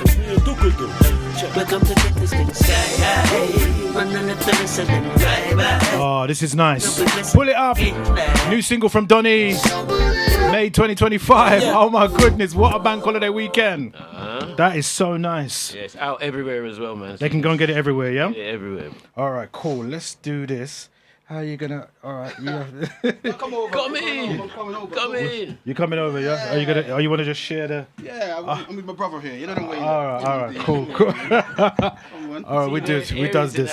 Yeah, Aries. It's an Aries thing. Yeah, Team Aries. You Aries as well. Team Aries in the building. Two Aries. Yeah. There you go. All right, so I'll get you to go to this one, Fredi, and then you can hold this one. Yeah. So that makes it easier because he's. How we doing? Chiggity check. Yeah. Special. What, Fredi? Come on, brother. But you know it's you know, because I'm on crutches, bro. Bro, no, enough respect. You ain't doing that. You ain't doing I'm that. not coming out about it's you, bro. Yeah, Come no, on. I respect Had to, that. man. I respect that. And now we've got another OG in the building. Fredi Kruger, the man himself. Can you make some noise for Fredi in the building this morning? Can I clap for myself? Yeah, you clap yourself, bro. Clap yourself. Clap yourself. Do it. I mean, like Donny, we go back a long time. Bro, we go back. I used to have hair. We both had hair. We both had hair. Yeah. Now, the funny thing is, let me tell you guys a little something. I'm from Lewisham. Okay. Yeah, so I'm Lewisham. Yeah, self-man still. But back in the days, I was hustling, but I wasn't a rude boy like that. That's not my thing. Right. But I was around rude boys. And you know the certain names that would come up in the certain areas. Yeah. And there was always a name that used to come up about a brother from Brixton. Kruger, from my generation. Because obviously there's different generations. Kruger. But when I met him, he weren't how I heard he was. If that made sense. Always being cool, always being respectful. Until you disrespect. Yeah, well, you know the thing. That's how it was back in the days. Yeah. Do you understand? And ever since then, we're talking school days. Yeah, it's a good 40 years. Yeah, it's a long time, bro. 40 years we go back. And do you know what? Yet again, I'm going to say it again. In 2025, it's a blessing to even be standing here doing this. Because as you know and I know, we've lost a lot of great people, ones man. on the way. We have. Some, unfortunately, even yourself, Fredi, you will tell your story, but the way you've turned your life around and become such an advocate for positivity in 2025, that's got to be saluted, my brother. I appreciate you, brother. You understand? And so I love that. Appreciate you guys. I love that. Appreciate you guys, man. Do you know what I mean? And from there's life and there's hope. Yeah, do you know what I mean? And you've really changed your life around. So salute to you, my brother. So for those who don't know, I thought life was going to be easy today. no. For those that don't know, I mean, yeah. How did it start? Who's Fredi Kruger? Who is he? Mad. So, Just all right. In a nutshell, let's do it. Let's do it quickly. brought up in the care system from the age of 3 months to when I was about 11. Got fostered by a white family in Kent. Only black person in the whole town. Got tied to trees, tried to scratch off my skin and all them mad thing there. Went through that whole thing. Came to London. or no one didn't like me. I was that little black boy in the corner. You don't know ways there. Like white people didn't like me because I was black. Black people didn't like me because I was doing karma and Arlene and all that. Dancing to Wham and them thing there. Yeah. Do you know what I mean? Putting Brillo cream in an afro. You know what I mean? Yeah, so I was doing all that. Yeah. And then after a while, like I just never had no friends. I think growing up, I just wanted to be loved, didn't it? And then I think at that point I started seeing music. And so I started seeing these guys MCing and stuff, and I thought, no, they got friends, mate. So I started to teach myself how to rap, and I was chatting on the sound systems, chat on Saxon, Coxsone, all the different sound systems back in the day. Done bodyguarding for a while, looked after Biggie Small when he was alive, looked after TLC, I've looked after Donald Jones. I mean, there's a whole heap of names I could mention. Got into the rap thing, as you know. I'm the only British rapper ever signed to Wu-Tang. You know what I'm saying? Like, no, whoop, whoop, whoop. I got signed to Wu-Tang. And then someone just said to me, like, you know what's funny? Okay, every year I used to say to my son, like, who's your favorite rapper? He's like, you, Dad. Every year, he was my #1 fan for years. Then one day I said to him, yo, like, who's your favorite rapper, son? He said, Dizzy Rascal. I said, what? No. No disrespect to Dizzy, but what's going on here? Me? No Christmas presents for you. So, no. You know what I mean? But that was the turning point for me when I was like, rah, you know what? I'm getting too old to be spitting bars, and because this country is very ageist. Yes. Not so much for musicians and singers and songwriters, but as a rapper, once you pass a certain age, it's like, wow, why are you still rapping at those ages? But, whereas in America, you can be old as hell, and if you're good, you're good. You know what I mean? So I remember looking in the mirror, I'm thinking, rah, what are you gonna do, Freddie, man? Like your music things are kind of like, you know what I mean? And so acting, I got the opportunity to do a film with 50 Cent called Dead Man Running. That's right. So I've done that film with 50 Cent, Tamar Hussein, Ashley Waters, and those guys. And I got the buzz, and I was like, rah, but there's no parts for black people. Every time I go into an audition, I gotta tell you something quickly. It's mad. So I went to that audition, right? It's so fun. I went to the audition. I'm looking around the room and I'm seeing bare actors. And I'm not an actor. I'm just a road dude doing my thing. So I'm looking around the room, seeing actors. I got into the casting. The guy says to me, why should we give you the part? I put him in the headlock, bro. This is a true story, bro. As you do. I put him in the headlock. I was like, why are you going to pay these guys out there to do what I was doing anyway? You know what I mean? So I got the part anyway. So moving. moving. And he got the part. so moving on from that, I was like, you know what? I wanted to do more roles, but I wasn't getting them. So I taught myself how to write, direct, produce, act. And I'm now 11 movies deep, bro. You know what I mean? Come on, salute that. We've got to salute that this morning. So, that's amazing. That's amazing. What was the turning point for you, Freddie, when you know, growing how you grew up? And you're not getting into all that because it's so far away, but it's part of your history. What was the turning point when you wanted to change your life and start doing positive things? Brother, over 45 of my friends have been killed, bro. I've carried coffins for bare people, man. And I think a guy, his stomach got opened, I had to push his stomach back in for him. And he survived. And then it was getting close, man. It started to feel like an omen. Everyone going somewhere, man's getting their head shot off next to me. I'm in a club. I'm having to jump out windows. It was really peak. Yeah. And then my son was born, Malachi, young Kruger. And that's why I tell him daily, son, I love you so much, man. Like, parents love their children because they love their children. But I love my son, all my kids, but I love my son differently because I know if he wasn't born, I wouldn't be here. Because as you know, bro, I was running around doing too much, man. Yeah. You know, No, 100%, I was doing 100%. way too much, man. And that was the biggest turning point for me when I realised, I'm not going to be here to watch my children grow up if I continue moving in the same circles with the same people, doing what I was doing. And evidently, how many years later, I've lost 45 of my friends.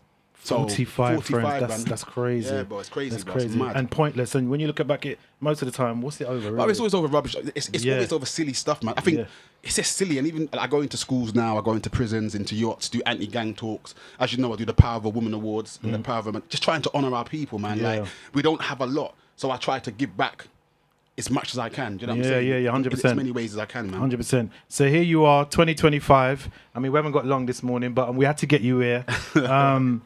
I mean, for the last 2 weeks. For the last 2 weeks, all I've been seeing is this online, that online.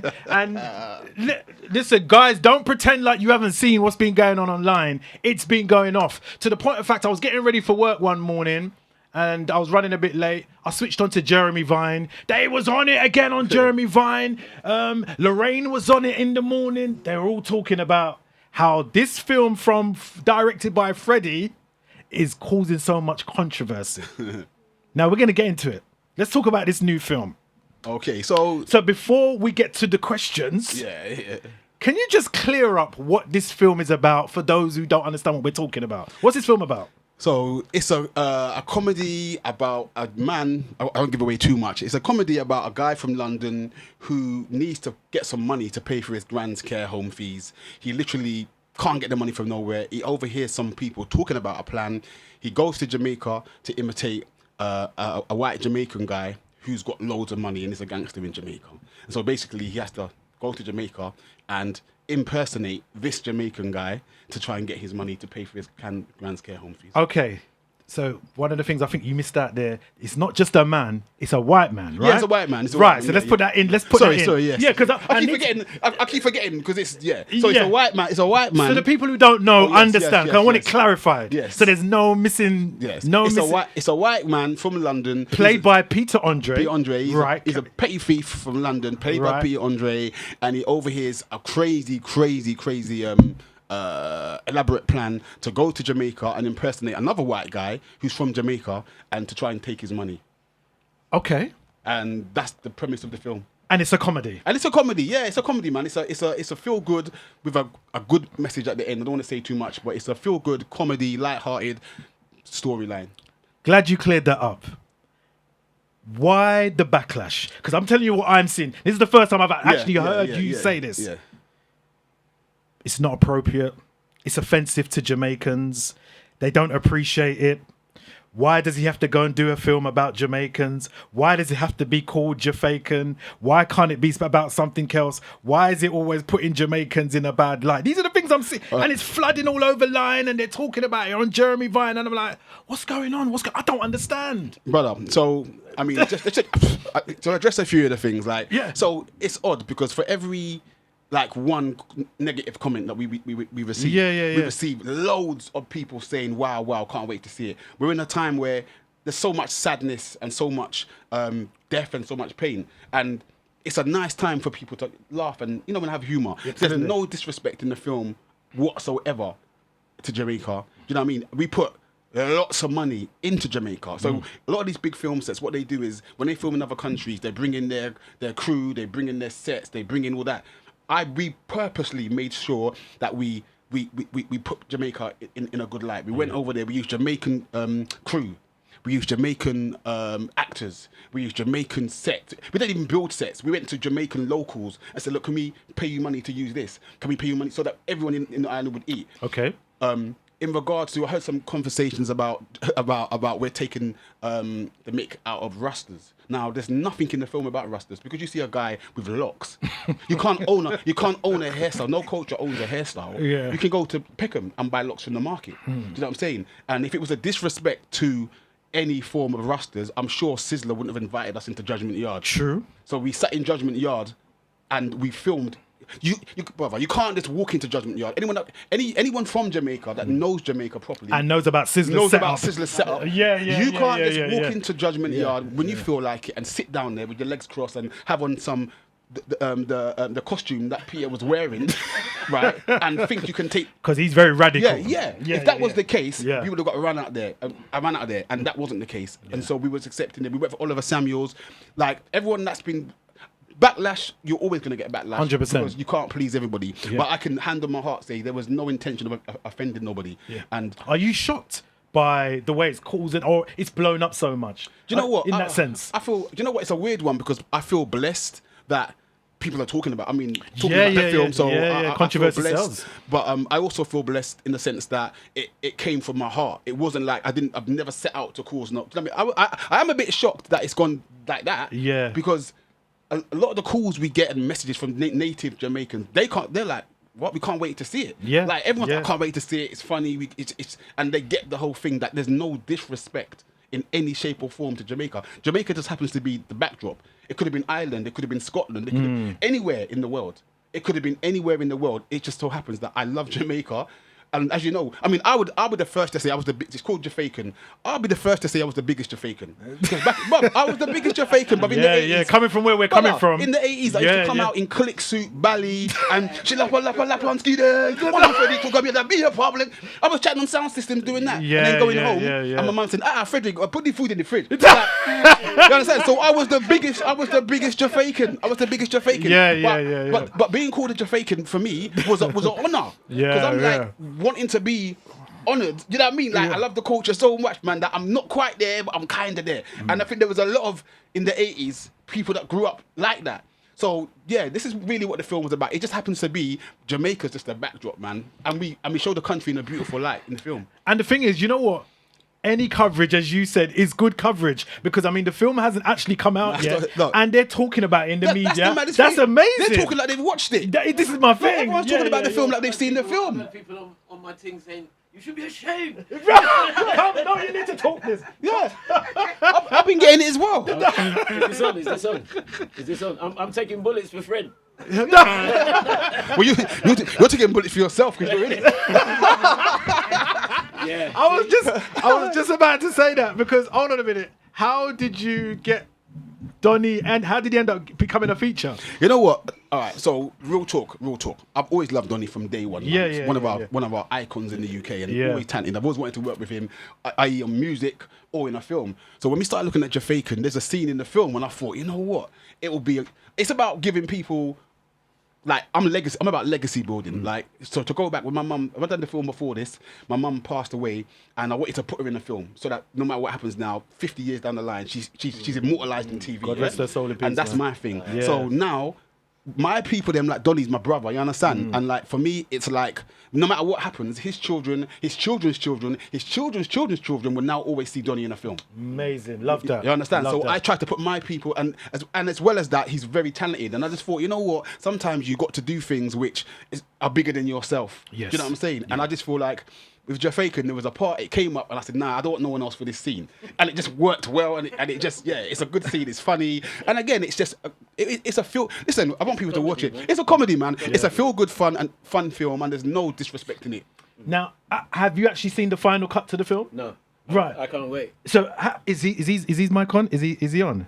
I'm just checking. He's on? Is he on? Am I on? It was on. I can't hear it, but it was on. What? Why are we not hearing him? Let's get this. One sec. Because I wanted to ask Donny a question. Let me try this one. That one I rumble. That's the one. There you go. Sorry about that. Sorry. Now, you said you've personally been facing backlash. I've had people in my DMs like saying, "How can you be promoting this film, man? I hope it doesn't come out." What's your thoughts on that? Based on, I said to them, "Have you watched it?" Yeah, and no one comes. They say, I don't want to watch it. I don't need to watch it. I've seen a trailer. I said, "No, you need to watch it. Right. Okay. Then decide whether you don't like it or not." Yeah, that's my thing, man. That's my thing. You know what? Me. Yeah. Trailers are designed to, good trailers are designed to get people talking. That's what they're designed to do, and to get people watching. And if you watch the trailer and you really step back for a second and ask yourself, where in the trailer is there any disrespect to Rastafari? Because there's not. It's not even mentioned. It's just a guy running around with locks. Yeah. And locks you can't own. I mean, you got white.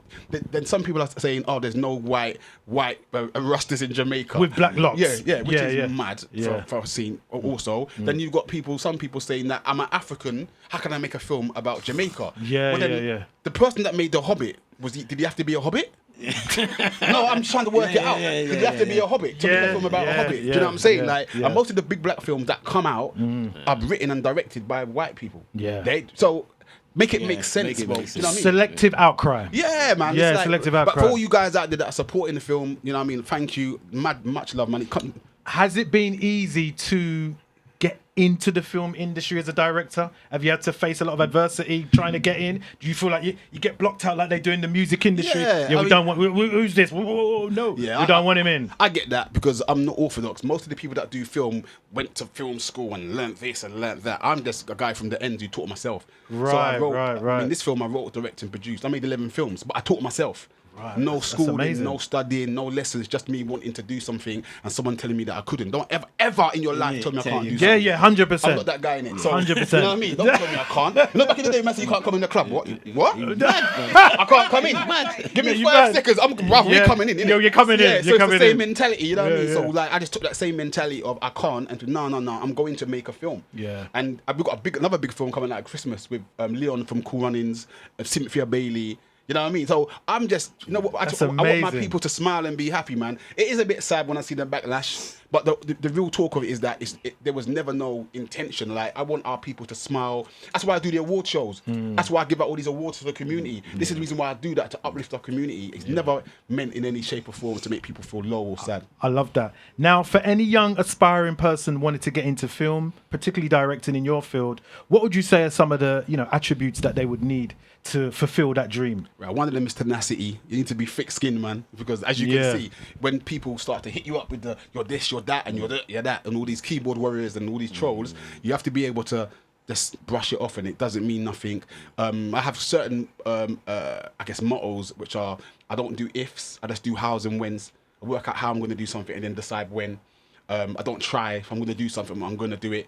I think for everyone that wants to do something, and this is not just for film, this is for everything. Look at Donny.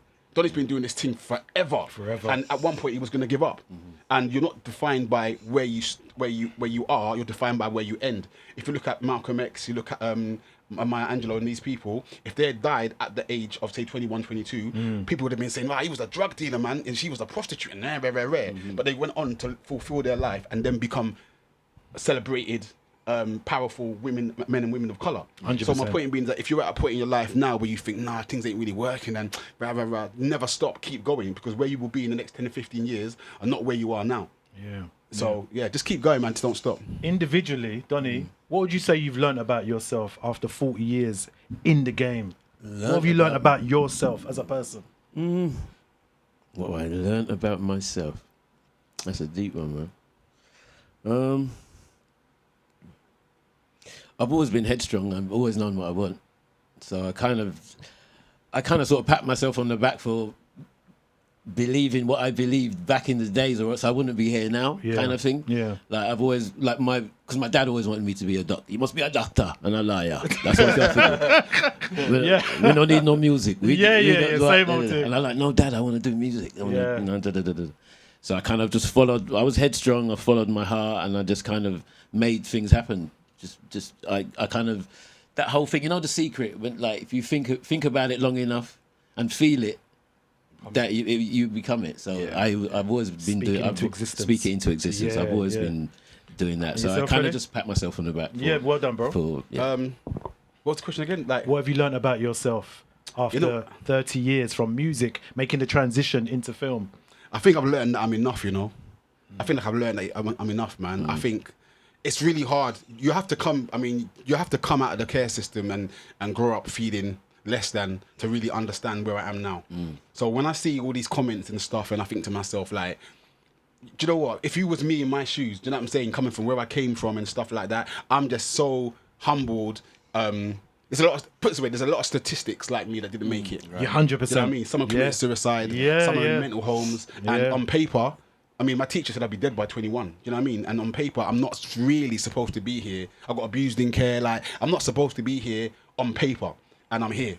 You know what I mean? So I'm just humbled and happy to see that I've done. I'm here. And this is why I do this, because success stories like this, all three of you, what you shared this morning, even if it reaches one person, do you know what I mean? They're like, do you know what? Because they might, some people, and you know what as well, one thing that we haven't really touched on this morning, all of us, is like support network is very important, because some people, especially nowadays, they don't have support network. Suicide is on the rise. Crazy. Right? Yeah. Kids are just, they just feel like, do you know what? I'm depressed. Right, I'm going to go and kill myself. And that just seems to be... It's like Fortnite. Yeah. It's like a way out. Like, it's just a way out these days. There's no rebooting. You can't press button and come back. You know what I'm saying? Like, and even more so for black men. Yes. You know what I mean? Men are the most likely people to commit suicide. So again, that's why I got my company Heal, How Emotions Affect Life. Okay. Working with black men, working with men, trying to get us to talk, have conversations about where we're at. Like me checking on Donny, Freddie, you all right? No, I'm not. My knees mash up today, man. Freddie, can I help you? D, what's going on with the kids? You good, D? But do you know what I mean? These are the conversations we need to start having. This is what's important for us. 100%, 100%. Even men crying. Yes. Yeah. The men don't cry, and you can, man. I like crying. I cry. And there's this stigma that, you know, if you cry, you're weak. No. It takes more strength to cry. Yeah, Real talk. 100%. 100%. So listen, I mean, when's the film coming out officially? So May 20th, we locked down all the audience. May the 20th. I go to Australia because we got a world premiere in Australia. At the What? Obviously, his hometown. Gold Coast Film Festival. Yeah, so we got a big world premiere. Like people flying in from all over the world to watch this film. It's crazy. That's amazing. Then we've got it's performing over there. We got a premiere in Jamaica. So everyone's like, Jamaica have called us to say, can we have a premiere in Kingston? Look at that. So we're going to Kingston. But apparently you're offending Jamaicans. Yeah, but you're having a premiere in Jamaica. Yeah. Make it make sense. Make it make sense, bro. I didn't say it. It's a comedy, man. It's comedy. Yeah, you know what I mean? But yeah, man, it's so the 20th of May, it's in all the audience up and down. It's in about 50, 60 audience up and down the UK. So that's crazy. Please go on the link. If you DM me or DMK, whatever, I'll give you the link. We want to sell out all these audience, man. And then we've got a couple other cinemas that is pending, and then we get a summer release. And yeah, man, we're looking to do this. You know what I said? It's just, I just want people to, when you watch it, that's the thing, you know. And then the ones there, like, I can see all the comments, but I know. They're going to enjoy it. Because the film is not what you think it is. Well, do you know what? What I would say to the people that are against the idea, you know, give it a chance. They don't have to, but give it a chance, and let's hear your thoughts afterwards. After you've seen listen, the film. I'm cool with that, you know. How about that? That's fair. Yeah, that's fair. And man. if you still want to say what you want to say, then by all means, because you're entitled to your opinion. Lovely. But watch it first. That's my thing. You can watch yeah. something, and I mean, when White Chicks came out, everyone was when these other films come out, but you have to watch them and see afterwards if you think to yourself, no. I'll be the first to admit, I'll put my hands up. I only started eating mushrooms in 2024 because when my missus seasoned up the mushrooms, I said, that tastes all right, innit? I never knew mushrooms tasted like that. Because just the look of mushrooms, you can't get me to. Because I don't know what. Excuse me, this is. It's fungus. We're real. Man, just looked it down. It's fungus. No. I used to say it looked like bogey. No, it looked like bogey to me. No, when I was growing up, I see mushrooms on the school plate. I'm like, what's that? That's bogey. I'm not eating no bogey. Yeah? No. We used to call it bogey, I lie. Yeah. You know the funniest thing? Not mushroom. See spaghetti. Yeah, spaghetti. I would never eat spaghetti. And Right. My book's coming out later this year, right? And I realised, how about this? This is what trauma is mad, you know. Let me tell you why trauma is deep. Let me tell you why trauma is mad. Years ago, I told you a man got stabbed, and this stomach came out, right? And I had to push it back in, And as a result of that, I never wanted to eat spaghetti. Because it reminded me of the stomach intestines. And so every time, I'm not eating that. Spaghetti and bolognese just remind me of stomach coming out. So, and it's only recently, over the last couple of years, in my head, I managed to refix my head and realize that's not intestine. Do you know what I'm saying? Yeah, Trauma is a mad thing, you know? It's crazy. You see, your mind can play tricks on you, you know. So, big up my wifey, man, for the mushrooms. Yeah, the mushrooms. Big up wifey for converting. Nah, she converted me. See some mushrooms. Mushrooms, you know. You know you're going to get Jamaica. Hey, wifey that. Yeah. Man, I eat no mushrooms. Bon dad. Man, not for eat fungus. Man, I eat no mush. Man, I eat no mush. No, it's mushrooms. A fungus, that. Man, I eat fungus. Oh, jeez. Listen. We didn't even talk about the rap career. We didn't. You touched on the highlight because we're just, you know what I mean? Time has run away. Look, it's midday. But there's nowhere you two are leaving. Nah, you're not. I'm not doing it. Well, I mean, come on. Name me another radio show where you're gonna get Fredi Kruger and Donny on the same show. Where? I'll wait for it. Somebody text me. Where? When does that happen? And Ivy Chanel, where? Come on, treat it hard way. Free the hard way. And worse, I'm celebrating 23 years of doing this show. Mad. Wow. Come on, round of applause, man. 23 years. That's a long time, man. May the 4th will be 23 years. A lot of shows don't even last that long, brother. I said it earlier on. They don't last that long, man. They come and go, brother. They come and go. That's a salute. Because they're not true to their craft. Yeah. I love this. Yeah. I love music and I love celebrating my people. Yeah, so, let's celebrate. You know what I mean? Freddie, I'm going to go now? Oh. Okay. Give me a rhythm, man. We're say? You want a rhythm? Give him the rhythm, Let's man. go for the superstar rhythm. Let's go for the superstar rhythm. Alright, let me go. Let me get in. Let me get in the show with my dog Special K. Hey. Wait, I'm just, you know. I'm gonna end on this. I'm Nigerian, not Jamaican, but please do me a favor. Go and support my film, JAFAICAN. Here you go. I love that. I love FrediNwaka.com, and just thank you everybody for the support and the love, and even the haters, man. Thank you, man. I must be doing something. same right. way. Yeah, Yeah, man. big You up know what I mean? yourself. That's funny.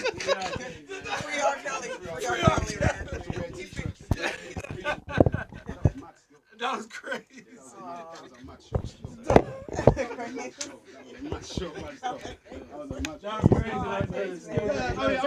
Community project or product to the next level.